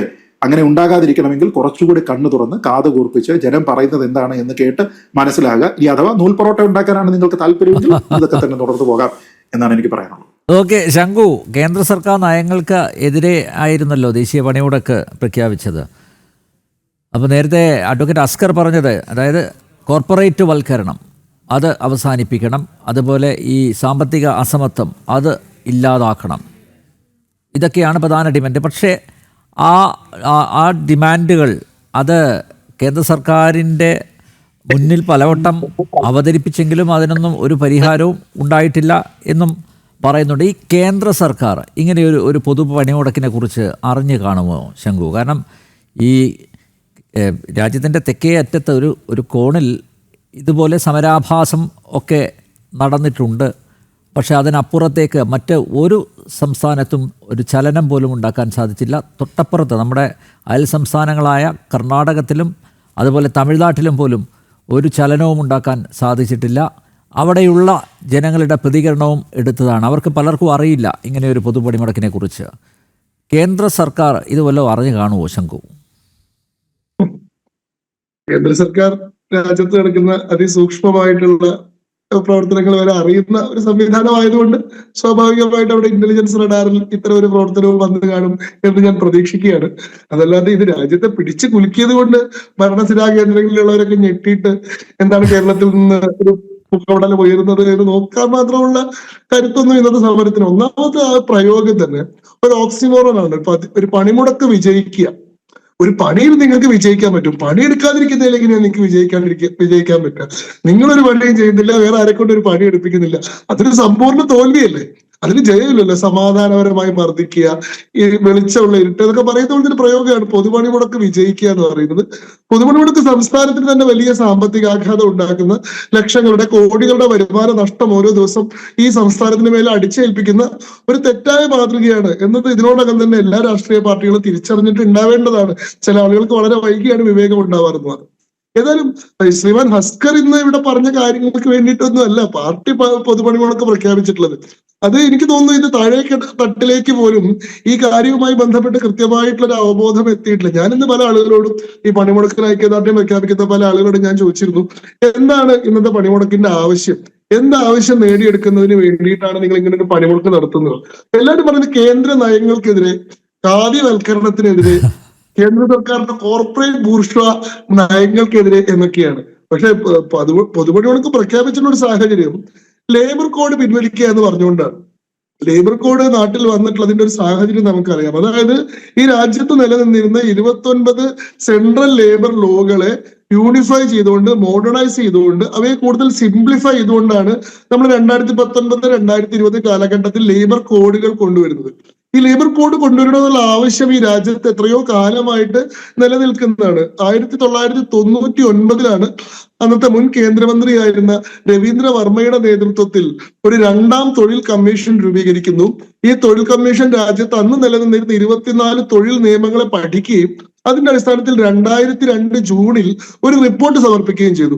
ആ റിപ്പോർട്ടിൽ പറഞ്ഞിരുന്നത് ഈ നിലനിൽക്കുന്ന വ്യത്യസ്ത മേഖല, ഇപ്പൊ മിനിമം വേജസ് ആക്ട് ഉണ്ട്, എംപ്ലോയ്മെന്റ് സ്റ്റേറ്റ് ഇൻഷുറൻസ് പ്രോഗ്രാം ഉണ്ട്, ഇങ്ങനെ പല നിയമങ്ങളാണ്. തൊഴിലാളികളുടെ അഭിവൃദ്ധിയൊക്കെ ലക്ഷ്യം വെച്ചുകൊണ്ട് ഈക്വൽ റെമ്യൂണറേഷൻസ് ആക്ട് ഉണ്ട്. ഈ 24 നിയമങ്ങളെയും സംയോജിപ്പിച്ചുകൊണ്ട് പൊതുവായിട്ടൊരു കോഡ് തയ്യാറാക്കണം എന്നുള്ളത് 2ാം തൊഴിൽ കമ്മീഷൻ 2002 പറഞ്ഞിട്ടുള്ള കാര്യമാണ്. എന്നാൽ ഏതാണ്ട് 18 വർഷങ്ങൾ കഴിഞ്ഞിട്ടും ആ കാര്യത്തിൽ ഒട്ടും മുന്നോട്ട് പോകാൻ ഈ രാജ്യത്ത് അതുവരെ ഭരിച്ചിട്ടുള്ള ഭരണ സംവിധാനങ്ങൾക്ക് സാധിച്ചില്ല. ഏറ്റവും ഒടുവിൽ നരേന്ദ്രമോദി സർക്കാർ അധികാരത്തിൽ വന്ന സമയത്താണ് എല്ലാ തൊഴിൽ സംഘടനകളുടെയും ആവശ്യം മാനിച്ചുകൊണ്ടാണ് ലേബർ കോഡുകൾ തയ്യാറായത്. അപ്പൊ അന്ന് രാജ്യത്ത് നിലവിലുണ്ടായിരുന്ന 29 തൊഴിൽ നിയമങ്ങൾ പഠിക്കുകയും ഈ തൊഴിൽ നിയമങ്ങളെ 4 കോഡുകളാക്കിയിട്ട് വിഭജിക്കുകയും അങ്ങനെ 4 കോഡുകൾ അവതരിപ്പിക്കുകയും ചെയ്തു. ഈ കോഡുകൾ എളമരം കരീം കൂടി അംഗമായിട്ടുള്ള തൊഴിൽകാര്യ സമിതി, പാർലമെന്റിന്റെ സ്റ്റാൻഡിംഗ് കമ്മിറ്റിക്ക് വേണ്ടിയിട്ട് പാർലമെന്ററി കമ്മിറ്റി പരിശോധിച്ചതിന് ശേഷമാണ് ഇത് ബില്ലായിട്ട് അവതരിപ്പിക്കുന്നത്. എളമരം കരീം അംഗമായിട്ടുള്ള പാർലമെന്റിന്റെ തൊഴിൽകാര്യ സമിതി കൂടി പരിശോധിക്കുകയും ശരിവെക്കുകയും ചെയ്തതിനു ശേഷമാണ് ഈ പറയുന്ന ലേബർ കോഡുകൾ 2019-2020 നിലവിൽ വരുന്നത്. ഈ ലേബർ കോഡുകൾ എന്ന് പറയുന്നത് 1 കോഡ് ഓൺ വേജസ് ആണ്, 2 ഇൻഡസ്ട്രിയൽ റിലേഷൻസ് കോഡാണ്, 3 occupational safety health and working conditions കോഡാണ്, 4 കോഡ് ഓൺ സോഷ്യൽ സെക്യൂരിറ്റി ആണ്. 4 വളരെ പ്രധാനപ്പെട്ട കോഡുകളാണ്. അതിൽ ആദ്യത്തേത് കോഡ് ഓൺ വേജസ് എന്ന് പറയുന്നത് വേതനവുമായി ബന്ധപ്പെട്ട മിനിമം വേജസ് ആക്ട് ഉണ്ട്, ഈക്വൽ റെമ്യൂണറേഷൻസ് ആക്ട് ഉണ്ട്. ഇങ്ങനത്തെ വേതനവുമായി ബന്ധപ്പെട്ട് 4-5 കേന്ദ്ര നിയമങ്ങളുണ്ട്. ഈ നിയമങ്ങളെ മുഴുവൻ സംയോജിപ്പിച്ചുകൊണ്ട് എല്ലാ തൊഴിലാളികൾക്കും, അസംഘടിത മേഖലയിലുള്ളവർക്കും സംഘടിത മേഖലയിലുള്ളവർക്കും മിനിമം വേജസ് ഉറപ്പുവരുത്തുന്നതിന് വേണ്ടിയിട്ടാണ് കോഡ് ഓൺ വേജസ് കൊണ്ടുവന്നിട്ടുള്ളത്. നമുക്കറിയാം 1948 മിനിമം വേജസ് ആക്ട് അവതരിപ്പിച്ചു. അത് നിയമമായി ചട്ടമായി നിലവിൽ വരുന്ന 1952 മാത്രമാണ്. അത് വന്ന സമയത്തും സംഘടിത മേഖലയിലുള്ള കേവലം 7% തൊഴിലാളികൾക്ക് മാത്രമേ ആ നിയമത്തിന്റെ ആനുകൂല്യം കിട്ടിയിട്ടുള്ളൂ. 93% തൊഴിലാളികളും ഈ നിയമത്തിന്റെ ആനുകൂല്യം കിട്ടാത്തവരായിട്ട് പുറത്തു നിൽക്കുകയാണ്. അങ്ങനെയുള്ള അസംഘടിത തൊഴിലാളികൾക്ക് കൂടി ഈ മിനിമം വേജസ് ആക്ടിന്റെ പ്രൊട്ടക്ഷൻ കൊണ്ടുവരുന്നതിന് വേണ്ടിയിട്ടാണ് കോഡ് ഓൺ വേജസ് അവതരിപ്പിക്കുന്നത്. അതേപോലെ തന്നെ ഇൻഡസ്ട്രിയൽ റിലേഷൻസ് കോഡ് എന്ന് പറയുന്നത് വളരെ പ്രധാനപ്പെട്ടതാണ്. തൊഴിൽ മേഖലയിലുള്ള തൊഴിലാളികളും ഈ വ്യവസായികളും തമ്മിലുള്ള തർക്കങ്ങൾ ലഘൂകരിക്കാനും അതിൽ വളരെ സ്പീഡി ആയിട്ടുള്ള ഡിസ്പോസൽസ് ഉണ്ടാക്കാനും വേണ്ടിയിട്ടാണ് ഇൻഡസ്ട്രിയൽ റിലേഷൻസ് കോഡ് കൊണ്ടുവന്നിട്ടുള്ളത്. അതേപോലെ തന്നെ occupational safety health and working conditions, അവരുടെ തൊഴിൽ സാഹചര്യങ്ങളുമായി ബന്ധപ്പെട്ട പരിരക്ഷകൾ ഉറപ്പുവരുത്തുന്നതിന് വേണ്ടിയിട്ടാണ് OSH കോഡ് എന്ന് പറയുന്ന occupational safety health and working conditions code കൊണ്ടുവന്നിട്ടുള്ളത്. 4മത്തതും ഏറ്റവും പ്രധാനപ്പെട്ടതുമായിട്ടുള്ളത് സോഷ്യൽ സെക്യൂരിറ്റി കോഡാണ്, സാമൂഹ്യ സുരക്ഷാ കോഡാണ്. അതായത് അസംഘടിത മേഖലയിലുള്ള തൊഴിലാളികളെ കൂടി സാമൂഹ്യ സുരക്ഷയുടെ മേഖലയിലേക്ക് കൊണ്ടുവരികയും സംഘടിത മേഖലയിലുള്ള തൊഴിലാളികൾക്ക് കിട്ടുന്ന സോഷ്യൽ സെക്യൂരിറ്റി പദ്ധതികൾ, എംപ്ലോയ്മെന്റ് സ്റ്റേറ്റ് ഇൻഷുറൻസ് പ്രോഗ്രാം പോലെ, ഹെൽത്ത് ഇൻഷുറൻസ് പോലെയുള്ള സാമൂഹ്യ പരിരക്ഷകൾ അവർക്ക് കൂടി കൊണ്ടുവരാനും വേണ്ടിയിട്ടാണ് ഈ 4 കോഡുകൾ അവതരിപ്പിച്ചിട്ടുള്ളത്. ഇത് പാർലമെന്ററി സ്റ്റാൻഡിംഗ് കമ്മിറ്റി അംഗീകരിച്ചതാണ്. 2019 വേജസ് കോഡും 2020 ബാക്കി 3 കോഡുകളും നിലവിൽ വന്നു. ഇതിൽ ഏറ്റവും കൗതുകമുള്ള കാര്യം എന്താണെന്ന് വെച്ചാൽ ഈ കോഡുകൾ പാർലമെന്റ് പാസ്സാക്കിയതിനു ശേഷം ആദ്യമായിട്ട് ഇതിന്റെ അടിസ്ഥാനത്തിൽ ചട്ടങ്ങളും ആക്ടും രൂപീകരിച്ചിട്ട് ഈ കോഡ് നടപ്പിലാക്കിയുള്ള സംസ്ഥാനം കേരളമാണ്. പിണറായി വിജയൻ സർക്കാരാണ് ആദ്യമായിട്ട് ഈ കോഡുകൾക്ക് ചട്ടങ്ങളും അതിന്റെ അടിസ്ഥാനത്തിൽ ആക്ടും രൂപീകരിച്ചുകൊണ്ട് ഇത് നടപ്പിൽ വരുത്തിയത്. ഈ പറയുന്ന കേന്ദ്ര സർക്കാർ ഉണ്ടാക്കിയിട്ടുള്ള നിയമത്തില് ഒരു തൊഴിലാളി യൂണിയന്, ഒരു ലേബർ യൂണിയന് ഈ പറയുന്ന പദ്ധതിയുടെ ഭാഗമാവണമെങ്കിൽ 1000 രൂപയാണ് രജിസ്ട്രേഷൻ ചാർജ് നിശ്ചയിച്ചിരുന്നെങ്കിൽ പിണറായി സർക്കാർ അത് കേരളത്തിൽ അവതരിപ്പിച്ചപ്പോൾ ഈ രജിസ്ട്രേഷൻ ചാർജ് 10000 രൂപയാക്കി അവരുടെ വക ഒരു 10 ഇരട്ടി കയ്യിൽ നിന്ന് ഇട്ടു. അത് പോട്ടെ, പക്ഷെ അപ്പൊ പോലും ഇത് ആദ്യമായിട്ട് നടപ്പിലാക്കാൻ തയ്യാറായിട്ടുള്ള സംസ്ഥാനം കേരളമാണ്. മാത്രമല്ല കേന്ദ്ര തൊഴിൽ മന്ത്രാലയം ഈ കാര്യത്തിന് സംസ്ഥാനത്തെ അഭിനന്ദിച്ചുകൊണ്ട് കത്തയച്ചിട്ടുണ്ട്. അപ്പൊ ഇവർ അംഗീകരിച്ച, ഇവർ നടപ്പാക്കിയിട്ടുള്ള ഒരു കാര്യം പിൻവലിക്കണം എന്ന് പറഞ്ഞുകൊണ്ടാണ് ഇവർ സമരം ചെയ്യുന്നത് എന്നത് എത്ര വിചിത്രമായിട്ടൊരു കാര്യമാണ്. എന്നിട്ട് ഇവിടെ ആവശ്യം വെക്കുന്നത് എന്താന്ന് വെച്ചാൽ മിനിമം വേജസ് കോഡ് എത്രയാണ്, കൃത്യമായിട്ടുള്ള മിനിമം വേജ് എന്നത് പറയുന്നില്ല. അതുകൊണ്ട് കൃത്യമായിട്ടുള്ള മിനിമം വേജ് എത്രയാണെന്ന് നിഷ്കർഷിക്കണം. 26,000 രൂപ മിനിമം വേജസ് ആയിട്ട് നിശ്ചയിക്കണം എന്നുള്ളതാണ് ഒന്നാമത്തെ കാര്യം. ഒരു നിയമത്തിലും നമുക്ക് എത്രയാണ് മിനിമം വേജ് എന്ന് പറയാൻ കഴിയില്ല. കാരണം വേജ് എന്ന് പറയുന്നത് സാമൂഹിക സാഹചര്യങ്ങൾക്ക് അനുസരിച്ച് നിലനിൽക്കുന്നതാണ്. ഇന്ന് നമ്മളിപ്പോ 26,000 എന്ന് പറഞ്ഞു, 5 കൊല്ലം കഴിഞ്ഞിട്ടുണ്ടെങ്കിൽ അത് നിലനിൽക്കില്ല, അന്നത് മാറ്റേണ്ടി വരും. അപ്പൊ അതിലെന്താണ് ഗൈഡ് ലൈൻസ് മാത്രമേ നമുക്ക് പറയാൻ സാധിക്കുകയുള്ളൂ. നമ്മൾ ഒരിക്കലും മിനിമം സപ്പോർട്ട് പ്രൈസ് എത്രയാണെന്ന് MSPയുമായി ബന്ധപ്പെട്ട ചട്ടങ്ങളിൽ പറയാറില്ല. കാരണം ഇത് ഫ്ലക്ച്വേറ്റിംഗ് ആയിട്ടുള്ള വളരെ ഡൈനാമിക് ആയിട്ടുള്ള സംഗതിയാണെന്നുള്ളത് കൊണ്ടാണ്. പക്ഷെ ഇവർ പറയുന്നു 26,000 രൂപ മിനിമം വേജസ് ആയിട്ട് കൊടുക്കണം എന്ന് പറയുന്നു. അത് പറയാനുള്ള ധാർമ്മികാധികാരം കേരള സംസ്ഥാനത്തിന് ഉണ്ടോ എന്നുള്ളത് ആദ്യത്തെ ചോദ്യമാണ്. കാരണം പിണറായി വിജയൻ സർക്കാർ കഴിഞ്ഞ 9 കൊല്ലമായിട്ട് കേരളത്തിൽ ഭരിക്കുമ്പോൾ എത്ര മേഖലകളിൽ ഉള്ള തൊഴിലാളികൾക്ക് 26,000 രൂപ മിനിമം വേജ് ആയിട്ട് നമ്മുടെ സംസ്ഥാനം കൊടുക്കുന്നുണ്ട്. ഏറ്റവും അവസാനം ഇവരുടെ ഈ കാര്യത്തിലുള്ള നയം തന്നെ പരിശോധിച്ച് നോക്കൂ. CPMന്റെ ഏറ്റവും അവസാനം കഴിഞ്ഞിട്ടുള്ള സംസ്ഥാന സമ്മേളനത്തിൽ അവതരിപ്പിച്ചിട്ടുള്ള നയരേഖയിൽ പറയുന്നത് കേരളത്തിൽ ഉണ്ടായിട്ടുള്ള വ്യവസായ തകർച്ചയ്ക്ക് കാരണം തൊഴിലാളി യൂണിയനുകളുടെ പ്രായോഗികമല്ലാത്ത ഇടപെടലുകളാണ്. ആ കാര്യത്തിൽ തൊഴിലാളി യൂണിയനുകൾ കൂടി തെറ്റ് തിരിച്ചറിഞ്ഞ് പരിശോധനാ നടപടികളിലേക്ക് തിരിയണം. തൊഴിലാളികളുടെ പക്ഷത്തു നിന്ന് മാത്രം ചിന്തിച്ചാൽ പോരാ, വ്യവസായികളുടെ പക്ഷത്തു നിന്ന് കൂടി ചിന്തിക്കണം. അവർക്ക് സാധ്യമായിട്ടുള്ള ഡിമാൻഡുകൾ മാത്രമേ മുന്നോട്ട് വെക്കാൻ പാടുള്ളൂ. മിനിമം വേജസ് കൊടുക്കാനുള്ള സാഹചര്യം ഇല്ലാത്തടത്ത് മിനിമം വേജസ് ഡിമാൻഡ് ചെയ്യരുത്. ഞാൻ പറയുന്നില്ല, CPMന്റെ ഈ 2025 നയരേഖയിൽ പറയുന്ന കാര്യമാണ്. ആ നയരേഖയ്ക്ക് നേരെ വിപരീതമായിട്ട് ഇവർ പറയുന്നത് എന്താണ്, 26,000 രൂപ എല്ലാ തൊഴിലാളികൾക്കും മിനിമം വേജസ് കൊടുക്കണം എന്ന് പറയുകയാണ്. ഇപ്പൊ കേരളത്തിൽ ഞാനൊരു 3-4 മേഖലകൾ മാത്രം പറയാം. ഇപ്പൊ കശുവണ്ടി തൊഴിലാളികളുടെ കാര്യം എടുക്കുക. കേരളത്തില് 800 കശുവണ്ടി ഫാക്ടറികളും 3.5 ലക്ഷം കശുവണ്ടി തൊഴിലാളികളും ഉണ്ടായിരുന്നു. ഇപ്പോ ഈ സർക്കാരിന്റെ പിടിപ്പ് കേടുകൊണ്ട് ആ മേഖലയിലോടുള്ള സമ്പൂർണമായിട്ടുള്ള തമസ്കരണം കൊണ്ട്, അവഗണന കൊണ്ട് 100-ൽ താഴെ കശുവണ്ടി ഫാക്ടറികളെ കേരളത്തിൽ പ്രവർത്തിക്കുന്നുള്ളൂ.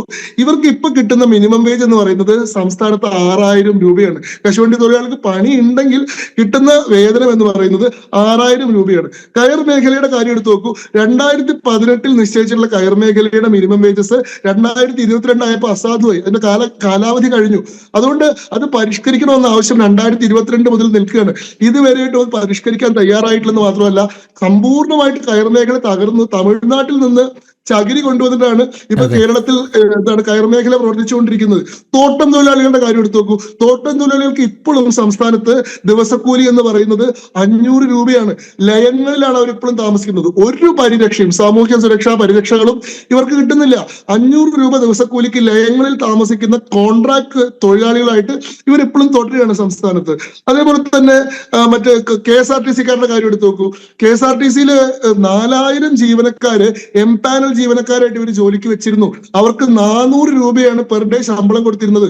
അങ്ങനെയുള്ള ആളുകളെ സ്ഥിരപ്പെടുത്താതെ അവസാനം ഈ 400 രൂപ ദിവസക്കൂലി മേടിച്ചിരുന്ന ആൾക്കാർ അതുപോലും മുഴുവൻ കൊടുത്തില്ല. അവസാനം ഈ 4000 പേരും ഹൈക്കോടതി ഉത്തരവിന്റെ അടിസ്ഥാനത്തിൽ ജോലി ഒഴിവാക്കിയിട്ട് മടങ്ങി പോകേണ്ട സാഹചര്യം ഉണ്ടായി. കർഷകരുടെ കാര്യം നിങ്ങൾ എടുത്തു നോക്കൂ. കർഷകർക്ക് ഇപ്പൊ ഇന്ന് കേരളത്തിൽ നെല്ലിന് 1 കിലോ നെല്ലിന് വില കൊടുക്കുന്നത് 28 രൂപ 20 പൈസയാണ്. ഇതിൽ 23 രൂപയും കേന്ദ്ര സർക്കാർ കൊടുക്കുന്നതാണ്. 5 രൂപ 20 പൈസയാണ് സംസ്ഥാന സർക്കാർ കൊടുക്കുന്നത്. ഇത് ആദ്യം കേരള സംസ്ഥാനം കൊടുത്തിരുന്നത് 9 രൂപ 50 പൈസയായിരുന്നു. കേന്ദ്ര സർക്കാർ കാലോചിതമായിട്ട് കേന്ദ്രത്തിന്റെ വിഹിതം കൂട്ടുമ്പോൾ ആ ആനുകൂല്യം തൊഴിലാളിക്ക് കിട്ടാണ്ടിരിക്കാൻ കേരള സംസ്ഥാനം അവരുടെ വിഹിതം കുറച്ച് കൊണ്ടുവരികയാണ്.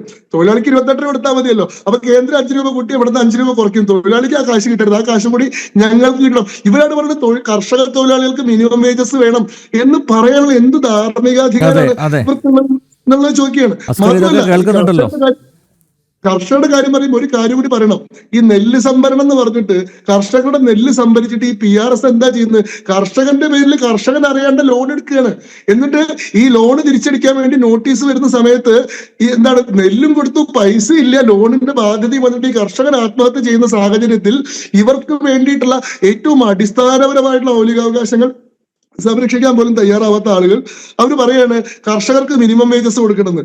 മറ്റ് മേഖലകളിലുള്ള അപ്പൊ ഞാൻ ഒരു നീണ്ട ലിസ്റ്റ് ഞാൻ പറയുന്നില്ല, പക്ഷെ എനിക്ക് ചുറ്റുവട്ടത്ത് പരിചയം നടക്കേണ്ട കാര്യമാണ് ഞാൻ പറയുന്നത്. ഇപ്പൊ അധ്യാപകര് അല്ലെങ്കിൽ മറ്റ് സർക്കാർ ജീവനക്കാര് കേരളത്തിൽ 16 മാസമായിട്ട് ഇവർക്കൊന്നും ഈ പറയുന്ന ഇത് കിട്ടിയിട്ടില്ല. അല്ല 16 അല്ല, 45 മാസമായിട്ട് ഇവർക്ക് DA കിട്ടിയിട്ടില്ല. അതായത് ശമ്പളത്തിന്റെ 18% DA. ആ DA കൊടുക്കാതെയായിട്ട് 45 മാസങ്ങൾ കഴിഞ്ഞിരിക്കുന്നു. ആ DA കുടിശ്ശിക കൊടുക്കാൻ മാത്രം 10,000 കോടി രൂപയിൽ കൂടുതൽ ആവശ്യം വരുമെന്നാണ് പറയുന്നത്. ഇപ്പൊ നിങ്ങളൊരു കെട്ടിടം ഉണ്ടാക്കി, കെട്ടിടത്തിന് ലൈസൻസ് കിട്ടണമെങ്കിൽ നിങ്ങൾ ഈ വർദ്ധിപ്പിച്ചിട്ടുള്ള കെട്ടിട സെസ് കൊടുക്കണ്ടേ? പക്ഷെ കെട്ടിട തൊഴിലാളിക്ക് ഇപ്പോഴും സാമൂഹ്യ സുരക്ഷാ പെൻഷൻ കിട്ടുന്നില്ല. 16 മാസമായിട്ട് കെട്ടിട തൊഴിലാളിയുടെ സാമൂഹ്യ സുരക്ഷാ പെൻഷൻ മുടങ്ങിക്കിടക്കുകയാണ്. ഇങ്ങനെ എത്രയോ കാര്യങ്ങൾ നമുക്ക് പറയാൻ സാധിക്കും. സർക്കാർ ജീവനക്കാരുടെ ശമ്പള പരിഷ്കരണത്തിന്റെ കാര്യം എടുത്തു നോക്കൂ. കേന്ദ്ര സർക്കാർ 8ാമത് ശമ്പള പരിഷ്കരണ കമ്മീഷൻ രൂപീകരിച്ചിട്ട് 2026 പുതിയ ശമ്പള പരിഷ്കരണം നടത്താൻ തയ്യാറായി കഴിഞ്ഞു. സംസ്ഥാനത്ത് ഇപ്പോഴും 12ാം ശമ്പള കമ്മീഷൻ രൂപീകരിക്കുന്നതിനെ പറ്റി ആലോചിച്ചിട്ട് പോലും ഇല്ല. ഇവരുടെ കോടിക്കണക്കിന് രൂപയുടെ ഇവർക്ക് കിട്ടേണ്ട ആനുകൂല്യങ്ങൾ ഇപ്പോഴും എന്താണ് സർക്കാർ കടമാക്കി നിലനിർത്തിയിരിക്കുകയാണ്. സ്റ്റാറ്റ്യൂട്ടറി പെൻഷൻ കൊടുക്കാന്ന് പറഞ്ഞു. ഇടതുപക്ഷ സർക്കാർ അധികാരത്തിൽ വരുന്ന സമയത്ത് എന്താ പറഞ്ഞിരുന്നത്? ഈ പറയുന്ന കോൺട്രിബ്യൂട്ടറി പെൻഷൻ അവസാനിപ്പിച്ചിട്ട് ഞങ്ങൾ സ്റ്റാറ്റ്യൂട്ടറി പെൻഷൻ ആക്കുമെന്ന് പറഞ്ഞു. 9 കൊല്ലം കഴിഞ്ഞു, ഇപ്പോഴും സ്റ്റാറ്റ്യൂട്ടറി പെൻഷൻ ആക്കിയിട്ടില്ല. പോട്ടെ, കേന്ദ്ര സർക്കാർ പ്രഖ്യാപിച്ചിട്ടുള്ള യൂണിഫൈഡ് പെൻഷൻ സ്കീമിലെങ്കിലും ഇവരെ ഉൾപ്പെടുത്താനുള്ള മനസ്സ് കാണിക്കണ്ടേ? അതുപോലും ചെയ്തിട്ടില്ല. എന്നിട്ട് ഇപ്പൊ സമരം ചെയ്ത് എന്ത് പറഞ്ഞിട്ടാണ്? ഇന്നത്തെ തൊഴിൽ പണിമുടക്കിന്റെ ആവശ്യം എന്താ? ഓൾഡ് പെൻഷനിലേക്ക് മടങ്ങി പോകണമെന്നാണ്. ഇതൊക്കെ പറയാൻ ഇവർക്ക് എങ്ങനെ സാധിക്കുന്നു എന്നുള്ളതാണ്. എല്ലാ സാധനങ്ങൾക്കും വില കൂട്ടി, വെള്ളക്കരം കൂട്ടി, വൈദ്യുതിക്കരം കൂട്ടി, മറ്റ് സെസ്സുകളെല്ലാം കൂട്ടി. എന്നിട്ട് പറഞ്ഞു കേന്ദ്ര സർക്കാർ രാജ്യത്ത് അന്യായമായിട്ടുള്ള കരങ്ങൾ ഏർപ്പെടുത്തിക്കൊണ്ട് സാധാരണക്കാരന്റെ ജീവിതത്തെ പൊറുതിമുട്ടിച്ചുകൊണ്ടിരിക്കുകയാണെന്ന് പറഞ്ഞു. അപ്പോ യാതൊരു എന്താ പറയാ യാതൊരു ധാർമ്മികതയില്ലാത്ത ഒരു പണിമുടക്കാണിത്. ഇത് നടത്തുന്ന ആളുകൾ സത്യത്തിൽ അവരുടെ നയങ്ങൾക്കെതിരെ നടത്തുന്നതാണിത്. കേരളത്തിലെ ഏറ്റവും വിചിത്രമായിട്ടുള്ള കാര്യം ഞാൻ പറയാം, തൊഴിലാളികൾക്ക് വേണ്ടി സമരം ചെയ്യുന്ന ആൾക്കാരാണ് ഇവരെന്ന് പറയുന്നത്. കേരളത്തിൽ ഇന്ന് 60% തൊഴിലാളികളും കരാർ തൊഴിലാളികളാണ്. അതായത് തൊഴിൽ മേഖലയിലെ കരാർവൽക്കരണം അവസാനിപ്പിക്കണമെന്ന് പറഞ്ഞിട്ട് ഭരണത്തിൽ കയറിയിട്ടുള്ള ആൾക്കാരാണ് ഇവര്. എന്നാൽ PSCനെ കേവലം നോക്കൂത്തിയാക്കിക്കൊണ്ട് CPIMന്റെ എന്താണ് തൊഴിലാളി അപ്പോയിന്റ്മെന്റ് ഓഫീസുകളാക്കി മാറ്റിക്കൊണ്ട് ഇവർക്ക് വേണ്ടപ്പെട്ട ആളുകളെ ബാക്ക്ഡോറിലൂടെ കോൺട്രാക്ട് വ്യവസ്ഥയിൽ ജോലിക്ക് കയറ്റിക്കൊണ്ടിരിക്കുകയാണ്. PSC കൊണ്ട് ആകെ ഉപകാരമുള്ളത് PSC ചെയർമാനും PSC മെമ്പർമാർക്കും മാത്രമാണ്. അറിഞ്ഞില്ലേ, 2.45 ലക്ഷം രൂപയായിരുന്നു PSC ചെയർമാന്റെ ശമ്പളം. അത് വർദ്ധിപ്പിച്ചിട്ട് ഇപ്പൊ 3.87 ലക്ഷം ആക്കി. അതേപോലെ തന്നെ 2.19 ലക്ഷമായിരുന്നു PSC അംഗങ്ങളുടെ ശമ്പളം. അത് വർദ്ധിച്ചിട്ട് ഇപ്പൊ 3.80 ലക്ഷം ആക്കി. അതായത് 3.5 കോടി ജനങ്ങളുള്ള സംസ്ഥാനത്ത് 21 അംഗമുള്ള ഒരു PSC, ഇവർക്ക് എല്ലാവർക്കും 4 ലക്ഷവും 3 ലക്ഷം രൂപ ശമ്പളം. മഹാരാഷ്ട്രയിലെ PSCയിൽ 7 അംഗങ്ങളെ ഉള്ളൂ എന്ന് ആലോചിക്കണം. അപ്പോ ഇവരുടെ വേണ്ടപ്പെട്ട ആളുകൾക്ക് എന്താണ് അനധികൃതമായിട്ട് വാരിക്കോരി കൊടുക്കുകയും എന്നാൽ യഥാർത്ഥ തൊഴിലാളികൾക്ക് അവർ ചെയ്യുന്ന ജോലിക്കുള്ള ശമ്പളം പോലും കൊടുക്കാതിരിക്കുകയും ചെയ്യുന്ന ഒരു സംസ്ഥാനം അവര് തന്നെ പ്രഖ്യാപിച്ചിട്ടുള്ള എന്താണ് നയരേഖയ്ക്ക് വിരുദ്ധമായി, അവർ തന്നെ നടപ്പാക്കിയിട്ടുള്ള ചട്ടങ്ങൾക്കും നിയമങ്ങൾക്കും വിരുദ്ധമായി യാതൊരു അടിസ്ഥാനവും ഇല്ലാത്ത ആവശ്യങ്ങൾ ഉന്നയിച്ചുകൊണ്ട് ഒരു സമരം നടത്തിയിട്ട് ആ സമരം വിജയിച്ചു എന്ന് അവകാശപ്പെടുന്നത് പരിഹാസ്യമാണ് എന്നുള്ളതാണ് എനിക്ക് പറയാനുള്ളത്. ഓക്കെ, സമരം കേന്ദ്ര സർക്കാരിനെതിരെയാണോ നടത്തേണ്ടത് അല്ലെങ്കിൽ സംസ്ഥാന സർക്കാരിനെതിരെയാണോ നടത്തേണ്ടത്? അഡ്വക്കേറ്റ് അസ്കർ, കേരളത്തിലെ തൊഴിലാളികളുടെയും ജീവനക്കാരുടെയും ക്ഷേമത്തിന് വേണ്ടി ഒന്നും ചെയ്യാത്ത ഈ സർക്കാരിനെതിരെയല്ലേ കൊടിപിടിക്കേണ്ടത്, സമരം നടത്തേണ്ടത്? എന്നിട്ട് പോരെ കേന്ദ്ര സർക്കാർ നയങ്ങൾക്കെതിരെ ദേശീയ പണിമുടക്ക്? ഇതിലെ ദേശീയ പണിമുടക്കിന്റെ യഥാർത്ഥ വസ്തുതകളെ എങ്ങനെ വക്രീകരിക്കാം എന്നുള്ളതാണ് ഇപ്പോൾ ചിന്തിച്ചുകൊണ്ടിരിക്കുന്നത്. തൊഴിൽ കോഡിനെ സംബന്ധിച്ചാണ് ഒന്നാമതായി ഈ ദേശീയ പണിമുടക്കിന്റെ ഒന്നാമത്തെ മുദ്രാവാക്യമായി വെച്ചിട്ടുള്ളത്. രാജ്യത്ത് വളർന്നു വരുന്ന അസന്തുലിതാവസ്ഥ, ആ അസന്തുലിതാവസ്ഥ കോർപ്പറേറ്റ് വൽക്കരണത്തിലൂടെ വന്ന് സംഭവിച്ചിരിക്കുന്നു എന്നത് വിളിച്ചു പറയുന്നിടത്താണ് ഇടതുപക്ഷം ഇത്തരത്തിലൊരു ദേശീയ പണിമുടക്കിന് ആഹ്വാനം ചെയ്തത്. ഇടതുപക്ഷം മാത്രമല്ല, രാജ്യത്തെ മുഴുവൻ പ്രതിപക്ഷ പാർട്ടികളും ഇന്ത്യ ബ്ലോക്ക് ഒരുമിച്ച് നിന്നുകൊണ്ട് ഈ സമരം നടത്താണ്. പക്ഷേ നേരത്തെ പറഞ്ഞല്ലോ, ലേബർ കോഡുകൾ പിൻവലിക്കുക എന്നുള്ളതാണ് നിങ്ങളുടെ പ്രധാനപ്പെട്ട ആവശ്യങ്ങളിൽ ഒന്ന്, അല്ലേ? അത് കേരളത്തിൽ നടപ്പിലാക്കിയില്ലേ? അതല്ല, നിരവധി ആവശ്യങ്ങളിൽ ഒന്നാണ് ലേബർ കോഡ് നടപ്പിലാക്കുക. കേരളത്തിൽ എവിടെയാ നടപ്പിലാക്കിയത്? കേരളത്തിൽ എവിടെയാ നടപ്പിലാക്കിയത്? കേരളം എന്താ ഇന്ത്യയുടെ ഭാഗമല്ലേ? കേരളത്തിൽ അത് നടപ്പിലാക്കി എന്നുള്ളതാണോ, ചട്ടം നിർമ്മിക്കുന്നു എന്നുള്ളതുകൊണ്ട് നടപ്പിൽ വന്നു എന്നുള്ളതാണോ തെറ്റിദ്ധരിപ്പിക്കപ്പെടുന്നത്? ഓഹോ, അങ്ങനെ ഒരു ചട്ടം നിയമിക്കുന്ന ഏതൊരു സെൻട്രൽ ആക്ട് വന്നാലും സ്വാഭാവികമായി ആ ചട്ടം നിർമ്മിക്കേണ്ടതിന്റെ ഉത്തരവാദിത്വം സ്റ്റേറ്റ് ഗവൺമെന്റ് ഉണ്ട്. അപ്പൊ ആ അല്ല അതിൽ നിങ്ങളുടെ നേതാവ് CITU നേതാവ് ഇളവരം കരീം ഉൾപ്പെടെ ഉണ്ടായിരുന്നു ആ കമ്മിറ്റിയിൽ. അല്ല, അതിന് ഒരു വിശദീകരണം ഞാൻ പറയാം. ലേബർ എന്ന് പറയുന്നത് കൺകറന്റ് ലിസ്റ്റിൽ വരുന്ന ഐറ്റാണ്. അതിലെ അംബ്രല ലോ മാത്രമേ കേന്ദ്രം നിർമ്മിക്കുള്ളൂ. അത് ഓരോ സംസ്ഥാനവും സംസ്ഥാന നിയമം സംസ്ഥാനങ്ങളാണ് ചട്ടങ്ങൾ രൂപീകരിക്കുന്നത്. മാത്രമേ ഉള്ളൂ. കേരള സംസ്ഥാനം രൂപീകരിച്ചിട്ടുണ്ട്, കേരളം മാത്രമേ രൂപീകരിച്ചിട്ടുള്ളൂ. അല്ല, ചട്ടം മാത്രമേ രൂപീകരിച്ചിട്ടുള്ളൂ. ഇനി ആ ലേബർ കോഡ് പിൻവലിക്കുക എന്നുള്ളത് രാജ്യത്തെ മുഴുവൻ തൊഴിൽ സംഘടനകളുടെയും ആവശ്യമാണ്. അഡ്വക്കേറ്റ് അസ്കർ അങ്ങനെയാണെങ്കിൽ ഈ സമരം നടത്തിയത് അങ്ങനെയാണെങ്കിൽ എന്തിനാണ് ചട്ടങ്ങൾക്ക് രൂപം നൽകിയത്? അല്ല, ഏതൊരു സെൻട്രൽ ആക്ട് വന്നാലും അത് നിശ്ചയമായി ചട്ടം രൂപീകരിക്കേണ്ട ഉത്തരവാദിത്തം സ്റ്റേറ്റ് ഗവൺമെന്റ് ഉണ്ടല്ലോ. ആ ലിസ്റ്റിൽ പെടുന്നത് കൺകറന്റ് ലിസ്റ്റിൽ പെടുന്നത് കൊണ്ടും സ്റ്റേറ്റ് ലിസ്റ്റിൽ പെടുന്നതാണെങ്കിൽ സംസ്ഥാനത്ത് നിയമവും അതുപോലെ തന്നെ ചട്ടവും ഉണ്ടാക്കും. പൗരത്വ നിയമത്തിൽ ഉണ്ടാക്കിയിട്ടുണ്ടോ? അല്ല, പൗരത്വ നിയമം നടപ്പിലാക്കില്ലെന്ന് ആദ്യം തന്നെ അല്ല, രണ്ടു കാര്യത്തിലും ഐക്യകണ്ഠേന സംസ്ഥാന സർക്കാർ നിലപാടെടുത്തിരുന്നു. രണ്ട് നിയമങ്ങളെ സംബന്ധിച്ചും സംസ്ഥാന സർക്കാരിന് മാത്രമല്ല പ്രതിപക്ഷത്തിനടക്കം കൃത്യമായ ഒരു നിലപാടുണ്ട്. ആ നിലപാട് അവതരിപ്പിക്കപ്പെട്ടിട്ടുണ്ട്. അപ്പോ സ്വാഭാവികമായി ഭരണപക്ഷവും പ്രതിപക്ഷവും ഇക്കാര്യത്തിൽ തുല്യത വരുത്തേണ്ടതിന്റെ സാഹചര്യം കൂടിയുണ്ട്, സമവായത്തിന്റെ സാഹചര്യം കൂടിയുണ്ട്. ആ സാഹചര്യം വരുന്ന ഘട്ടത്തിൽ ഇത് നിശ്ചയമായും ഏതൊരു നിയമം നടപ്പിലാക്കും. തൊഴിൽ നിയമങ്ങളെ സംബന്ധിച്ച് മാത്രമല്ല, രാജ്യത്തെ കോർപ്പറേറ്റ് താല്പര്യത്തിന് ഭരണകൂടം കേന്ദ്ര സർക്കാർ വഴിമാറുന്നു എന്നുള്ളതാണ്. അത് ഞാൻ മാത്രം പറഞ്ഞല്ല, RSSന്റെ സർസംഘചാലക പോലും പറയുന്നു രാജ്യത്ത് അസമത്വം വർദ്ധിച്ചു വരുന്നു എന്ന്. അപ്പോ ഇത് RSSന് പോലും തോന്നിയിട്ടുള്ള കാര്യമാണ്. കേന്ദ്ര സർക്കാർ ഭരിക്കുന്ന BJPയുടെ സർവാത്മന പിന്തുണ നൽകുന്ന RSSന് പോലും രാജ്യത്ത് അസമത്വം വരുന്നു. ചില സ്ഥാപിത താല്പര്യക്കാരുടെ കയ്യിൽ സമ്പത്ത് കുമിഞ്ഞുകൂടുന്നു എന്ന് ശ്രീ മോഹൻ ഭാഗവതിനെ തന്നെ വിമർശിക്കേണ്ടി വന്നിട്ടുള്ള രാജ്യമാണ് ഇവിടെ. ഞാൻ RSS പറഞ്ഞു എന്നുള്ളത് കൊണ്ട് അത് എല്ലാ അർത്ഥത്തിലും അംഗീകരിക്കണം എന്നുള്ളതല്ല പറഞ്ഞത്. നിങ്ങളുടെ സർസംഘചാലക് തന്നെയാണല്ലോ ഇത് പറഞ്ഞിട്ടുള്ളത്. അപ്പൊ അദ്ദേഹം പറഞ്ഞ വാക്കുകളിൽ ദേശീയ പണിമുടക്കിന് ഒരു ആധാരം സർസംഘചാലക് പറഞ്ഞ കാര്യമാണ് അല്ലേ? അങ്ങനെയാണോ അതിനെ? അദ്ദേഹം പോലും RSSന് പോലും രാജ്യത്ത് ഒരു വിഭാഗം ആളുകളുടെ കയ്യിൽ സമ്പത്ത് കുമിഞ്ഞുകൂടുന്നു എന്ന അഭിപ്രായമുണ്ട്. ആ അഭിപ്രായമാണ് ഞാൻ പറഞ്ഞത്. അദ്ദേഹം പറഞ്ഞിട്ടുള്ള അഭിപ്രായം അത് ഇടതുപക്ഷ സംഘടനകളും ഇന്ത്യ ബ്ലോക്ക് അടക്കമുള്ള ആളുകൾ ഈ ദേശീയ പണിമുടക്കിന്റെ ഭാഗമായി ഒന്നാമത്തെ മുദ്രാവാക്യമായി ഉയർത്തിവെച്ചിരിക്കുന്നു. അതിൽ ഞാൻ തുടക്കത്തിൽ സമ്മതിച്ചതുപോലെ ഈ കാര്യത്തിൽ ഈ ദേശീയ പണിമുടക്കിന്റെ ഉദ്ദേശ ലക്ഷ്യങ്ങളെ സംബന്ധിച്ച് ഇന്ത്യ ബ്ലോക്കിനുള്ളിൽ പോലും അഭിപ്രായ ഐക്യമുണ്ടാക്കുന്നതിന് ഒരുപക്ഷെ കഴിഞ്ഞിട്ടില്ല. അത് രാജ്യത്തെ കോൺഗ്രസിന്റെ ഭാഗത്തു നിന്ന് വന്നിട്ടുള്ള, രാജ്യത്തെ ഏറ്റവും വലിയ രാഷ്ട്രീയ പ്രസ്ഥാനം എന്ന നിലയിൽ കോൺഗ്രസിന്റെ ഭാഗത്തു നിന്ന് വന്നിട്ടുള്ള ഒരു തെറ്റ്, അല്ലെങ്കിൽ അവർക്ക് സംഭവിച്ചിട്ടുള്ള ഒരു തരത്തിലും പരിഹരിക്കാനാവാത്ത വിടവ് എന്ന അർത്ഥത്തിൽ നാം അതിനെ കാണണം. കാരണം കോൺഗ്രസ് വിചാരിച്ചിരുന്നു എങ്കിൽ കോൺഗ്രസ് ഈ സമരത്തെ ദേശീയ പണിമുടക്കിനെ അവർ അർഹിക്കുന്ന തരത്തിൽ ഗൗരവത്തോടെ എടുത്തോ എന്ന കാര്യത്തിൽ സംശയമുണ്ട്. ഞങ്ങളെ സംബന്ധിച്ചിടത്തോളം ഞങ്ങൾക്ക് കേരളത്തിലും അതുപോലെ ബംഗാളിലും ഒരുപക്ഷെ മഹാരാഷ്ട്രയിലും ഒക്കെ ആണ് അത്യാവശ്യം ട്രേഡ് യൂണിയനുകൾക്ക് സ്വാധീനമുള്ളത്. ആ സ്വാധീന മേഖലകളിൽ ഞങ്ങൾക്ക് ഈ ദേശീയ പണിമുടക്ക് വലിയ തോതിൽ വിജയിപ്പിക്കാനായി എന്ന ആത്മവിശ്വാസം തന്നെയാണ്. അപ്പൊ ദേശീയ പണിമുടക്ക് എന്ന് പറയേണ്ട കാര്യമില്ലല്ലോ അഡ്വക്കേറ്റ് അസ്കർ. മാത്രമല്ല, ഞാൻ ഒരു കാര്യം ചോദിച്ചിരുന്നു, അതിന് മറുപടി കിട്ടിയില്ല. കേരളത്തിലെ തൊഴിലാളികളുടെ അവകാശങ്ങളൊക്കെ പൂർണ്ണമായും സംരക്ഷിക്കാൻ ഈ സർക്കാരിന് സാധിച്ചിട്ടുണ്ടോ? ഇതിൽ വളരെ കൃത്യമായിട്ടൊരു മറുപടി പറയേണ്ടത്, ഇടതുപക്ഷ ജനാധിപത്യ മുന്നണി ഗവൺമെന്റ് ആണ് കേരളത്തിൽ ഭരണം നടത്തുന്നത് എന്നുള്ളത് കൊണ്ട് അതൊരു കമ്മ്യൂണിസ്റ്റ് ഗവൺമെന്റോ തൊഴിലാളി വർഗ സർവാധിപത്യം ആഗ്രഹിക്കുന്ന ഒരു ഗവൺമെന്റോ അല്ല. അതിൽ സകലവിധ ആളുകളും ചേർന്നിട്ടുള്ള ഒരു ജനാധിപത്യ മുന്നണി കൂടിയാണ്. അതുകൊണ്ടാണ് ഇടതുപക്ഷ ജനാധിപത്യ മുന്നണി എന്ന് അതിന്റെ പേര് തന്നെ വെച്ചിട്ടുള്ളത്. അപ്പോ അതിൽ പല ഘട്ടങ്ങളിലും CPM ആഗ്രഹിക്കുന്നത് പോലെയോ അല്ലെങ്കിൽ CPI ആഗ്രഹിക്കുന്നത് പോലെയുള്ള ഒരു രാഷ്ട്രീയ ലൈൻ സംസ്ഥാനത്ത് നടപ്പിലാക്കുന്നതിന് കഴിയാതെ വന്നിട്ടുണ്ട്. അത് തുറന്ന് സമ്മതിച്ചിട്ടുണ്ട് പാർട്ടി തന്നെ പല ഘട്ടങ്ങളിലും. പിണറായി എഴുന്നേറ്റ് ഇരിയടാന്ന് പറഞ്ഞു കഴിഞ്ഞാൽ കിടക്കുന്ന ആൾക്കാരല്ലേ ബാക്കി ഘടകകക്ഷികളുടെ നേതാക്കന്മാരൊക്കെ. എന്താ ഈ അഡ്വക്കേറ്റ് അസ്കർ പറയുന്നത്? പിണറായി അല്ലേ ഇവിടെ തീരുമാനിക്കുന്നത്? പിണറായി അല്ലെങ്കിൽ CPM ചോദ്യം ചെയ്യാൻ ആരുണ്ട് ഇവിടെ? ഇങ്ങനെ പറഞ്ഞ് തെറ്റിദ്ധരിപ്പിക്കാതെ. അങ്ങനെയല്ല, ഇതൊരു ജനാധിപത്യ സഖ്യം എന്ന നിലയിൽ സ്വാഭാവികമായും മറ്റിതര രാഷ്ട്രീയ പ്രസ്ഥാനങ്ങളുടെ കൂടി അഭിപ്രായങ്ങൾ മാനിച്ചാണ്.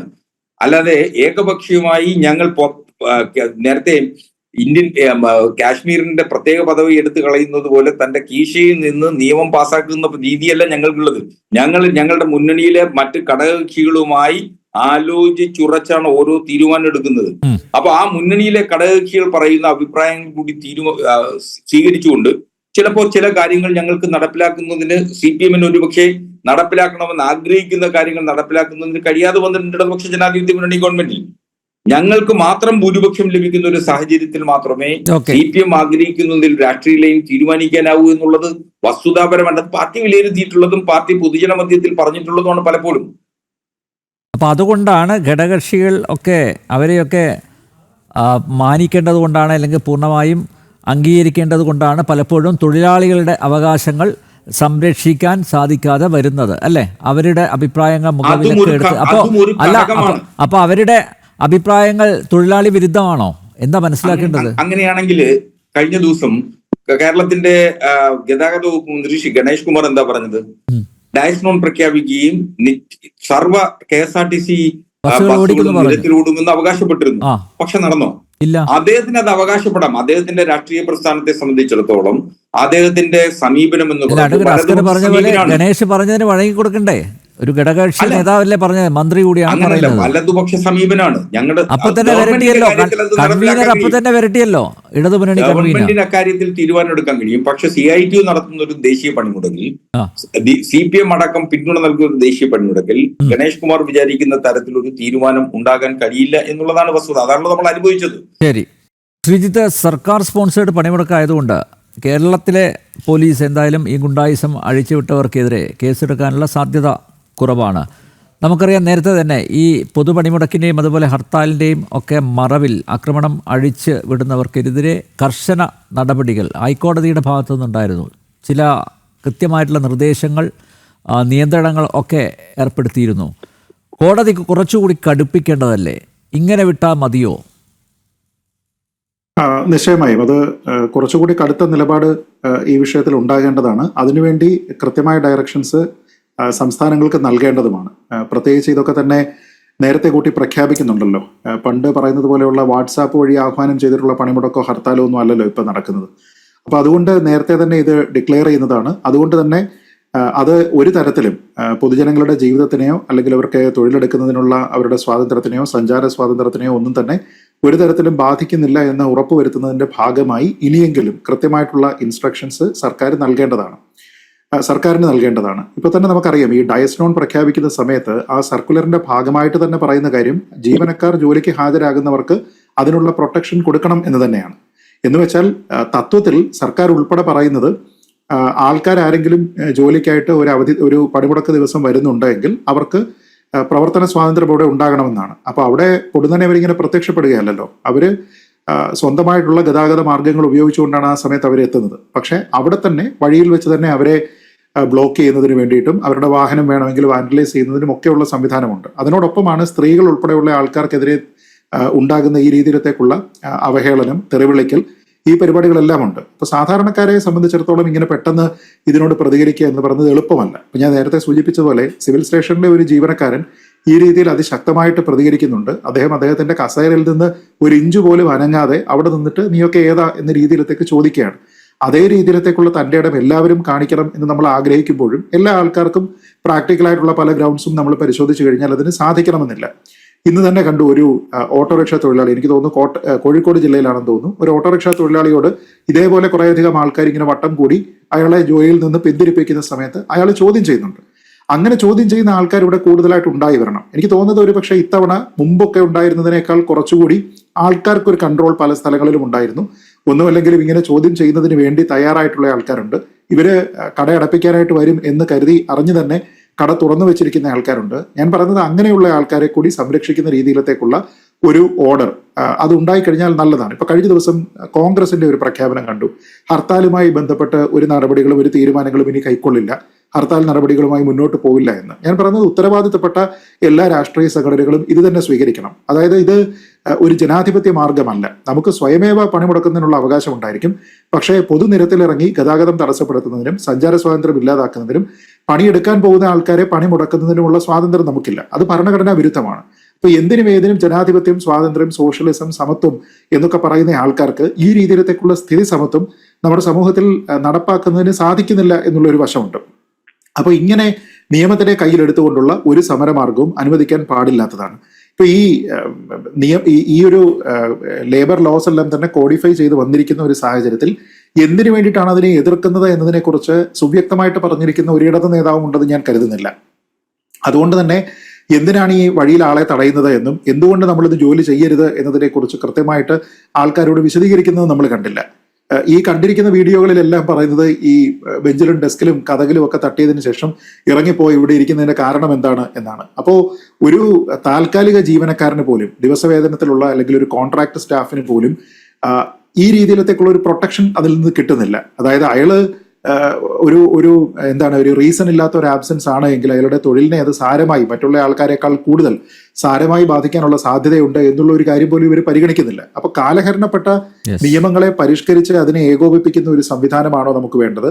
ജീവനക്കാരുടെ ഫോർമലൈസേഷൻ ആണോ വേണ്ടത്? തൊഴിലാളികളുടെ അവകാശങ്ങൾ സംരക്ഷിക്കുന്ന രീതിയിലത്തേക്കുള്ള നിയമനിർമ്മാണമാണോ വേണ്ടത്? അതോ ഇതിനെയെല്ലാം തന്നെ എതിർത്തുകൊണ്ട് നമുക്ക് ഒരു ലോലെസ്നെസ് ഉണ്ടാക്കുക എന്നതാണോ എന്ന് ചോദിച്ചു കഴിഞ്ഞാൽ ഈ ആൾക്കാരുടെയൊക്കെ പ്രയോറിറ്റി എവിടെയാണ് എന്നുള്ള ഒരു പ്രശ്നമുണ്ട്. പിന്നെ രണ്ട്, CPM-ന്റെ ഒരു ഇരട്ടത്താപ്പിനെ പറ്റി ശംഖു പറഞ്ഞു. ആ ഇരട്ടത്താപ്പ് നമ്മൾ ആദ്യമായിട്ടല്ല കാണുന്നത്. ഇപ്പൊ ഏറ്റവും നല്ല ഉദാഹരണം എനിക്ക് തോന്നുന്നത് PM ശ്രീ എന്ന് പറഞ്ഞിട്ടുള്ള ഒരു പദ്ധതി വന്നിരുന്നു. ആ സമയത്ത് എന്തൊക്കെ തരത്തിലുള്ള എതിർപ്പാണ് വന്നിരുന്നത്. നമ്മൾ ഇതിൽ നാഷണൽ എഡ്യൂക്കേഷൻ പോളിസി 2020 നിർബന്ധമായി അടിച്ചേൽപ്പിക്കുന്നതിന്റെ ഭാഗമാണ്, അതുകൊണ്ട് തന്നെ അതിനെ ഇവിടെ നടപ്പാക്കാനായിട്ട് നമ്മൾ തയ്യാറല്ല എന്നൊക്കെ പറയുകയും ആ ഒരു റെസിസ്റ്റൻസ് ഒക്കെ കുറെ കാലം, കാവ്യവൽക്കരണം, മറ്റേത് മറിച്ചത് എന്നൊക്കെ പറഞ്ഞ് കുറെ കാലം പിടിച്ചു നിന്നതിന് ശേഷം കേന്ദ്രത്തിൽ നിന്ന് അതിന്റെ ഭാഗമായിട്ടുള്ള ഫണ്ട് അനുവദിക്കുന്ന കാര്യത്തിൽ തടസ്സമുണ്ട് എന്ന് കണ്ടപ്പോൾ ഓവർനൈറ്റ് എന്നാ പിന്നെ ഞങ്ങളും കംപ്ലൈ ചെയ്തേക്കാം എന്ന രീതിയിലേക്ക് തീരുമാനിക്കും, ഇനി അതുമായി ബന്ധപ്പെട്ട ചട്ടരൂപീകരണത്തിലേക്ക് പോകാം എന്നൊക്കെ പറഞ്ഞിരിക്കുന്ന സർക്കാരാണ്. അപ്പൊ ഇങ്ങനെയുള്ള ഒരു സർക്കാരിനെ സംബന്ധിച്ചിടത്തോളം ആശയ അടിത്തറ എന്ന് പറയുന്ന ഒരു കാര്യമില്ല. വെറുതെ ഇങ്ങനെ കുറെ അധികം ചട്ടമ്പികൾക്ക്, പണ്ടുണ്ടായിരുന്ന ഈ കവല ചട്ടമ്പി എന്നൊക്കെ പറയുന്ന രീതിയിലത്തേക്കുള്ള കുറെ ആൾക്കാർക്ക് അഴിഞ്ഞാടാനുള്ള ഒരു അവസരം എന്നതിനപ്പുറത്തേക്ക് ഒരു കാതലായിട്ടുള്ള ഈ തൊഴിലാളി സംഘടനാ പ്രശ്നവും ഇതുവഴി പരിഹരിക്കപ്പെടുന്നില്ല. അങ്ങനെ പരിഹരിക്കപ്പെടേണ്ടതായിട്ടുള്ള ഒരു തൊഴിലാളി സംഘടനാ പ്രശ്നവും നിലവിലുണ്ട്. എന്തായാലും സമയപരിമിതി കൊണ്ട് ചർച്ച ഇവിടെ അവസാനിപ്പിക്കുകയാണ്. ജനാധിപത്യപരമായി പ്രതിഷേധിക്കാം, പണിമുടക്കാം, തിണ്ണമിടുക്ക് കാട്ടി എല്ലാവരെയും വരുതിയിലാക്കാം എന്ന വ്യാമോഹം വേണ്ട. പണിമുടക്കിൽ പൊതുമുതൽ നശിപ്പിച്ചവരിൽ നിന്നും നഷ്ടപരിഹാരം ഈടാക്കണം. പണിമുടക്കിയവരെ സംരക്ഷിച്ച പോലീസ് ഉദ്യോഗസ്ഥർക്കെതിരെ നടപടി സ്വീകരിക്കണം. ഗുണ്ടായിസം കാണിച്ചവരെയെല്ലാം നിയമത്തിന് മുന്നിൽ കൊണ്ടുവരണം. ഒരുത്തനെ പോലും വെറുതെ വിടരുത്. ഇന്നത്തെ വ്യാപക അതിക്രമങ്ങളിൽ ഹൈക്കോടതി തന്നെ സ്വമേധയാ കേസെടുത്ത് തുടർ നടപടികളിലേക്ക് കടക്കണം. ഒരു കാര്യത്തിൽ അതിയായ സന്തോഷമുണ്ട്. ഇത് കേരളമാണെന്ന് നാഴികക്ക് 40 വട്ടം പറഞ്ഞ് അഹങ്കരിക്കുന്നവരുടെ കരണത്തേറ്റ അടിയായി ജീവനക്കാരുടെയും അധ്യാപകരുടെയും നിസ്സഹരണം. ജനഡിബേറ്റ് ഇവിടെ പൂർണ്ണമാകുന്നു. ചർച്ചയിൽ പങ്കെടുത്ത എല്ലാ അതിഥികൾക്കും നന്ദിയൊപ്പം പ്രേക്ഷകർക്കും.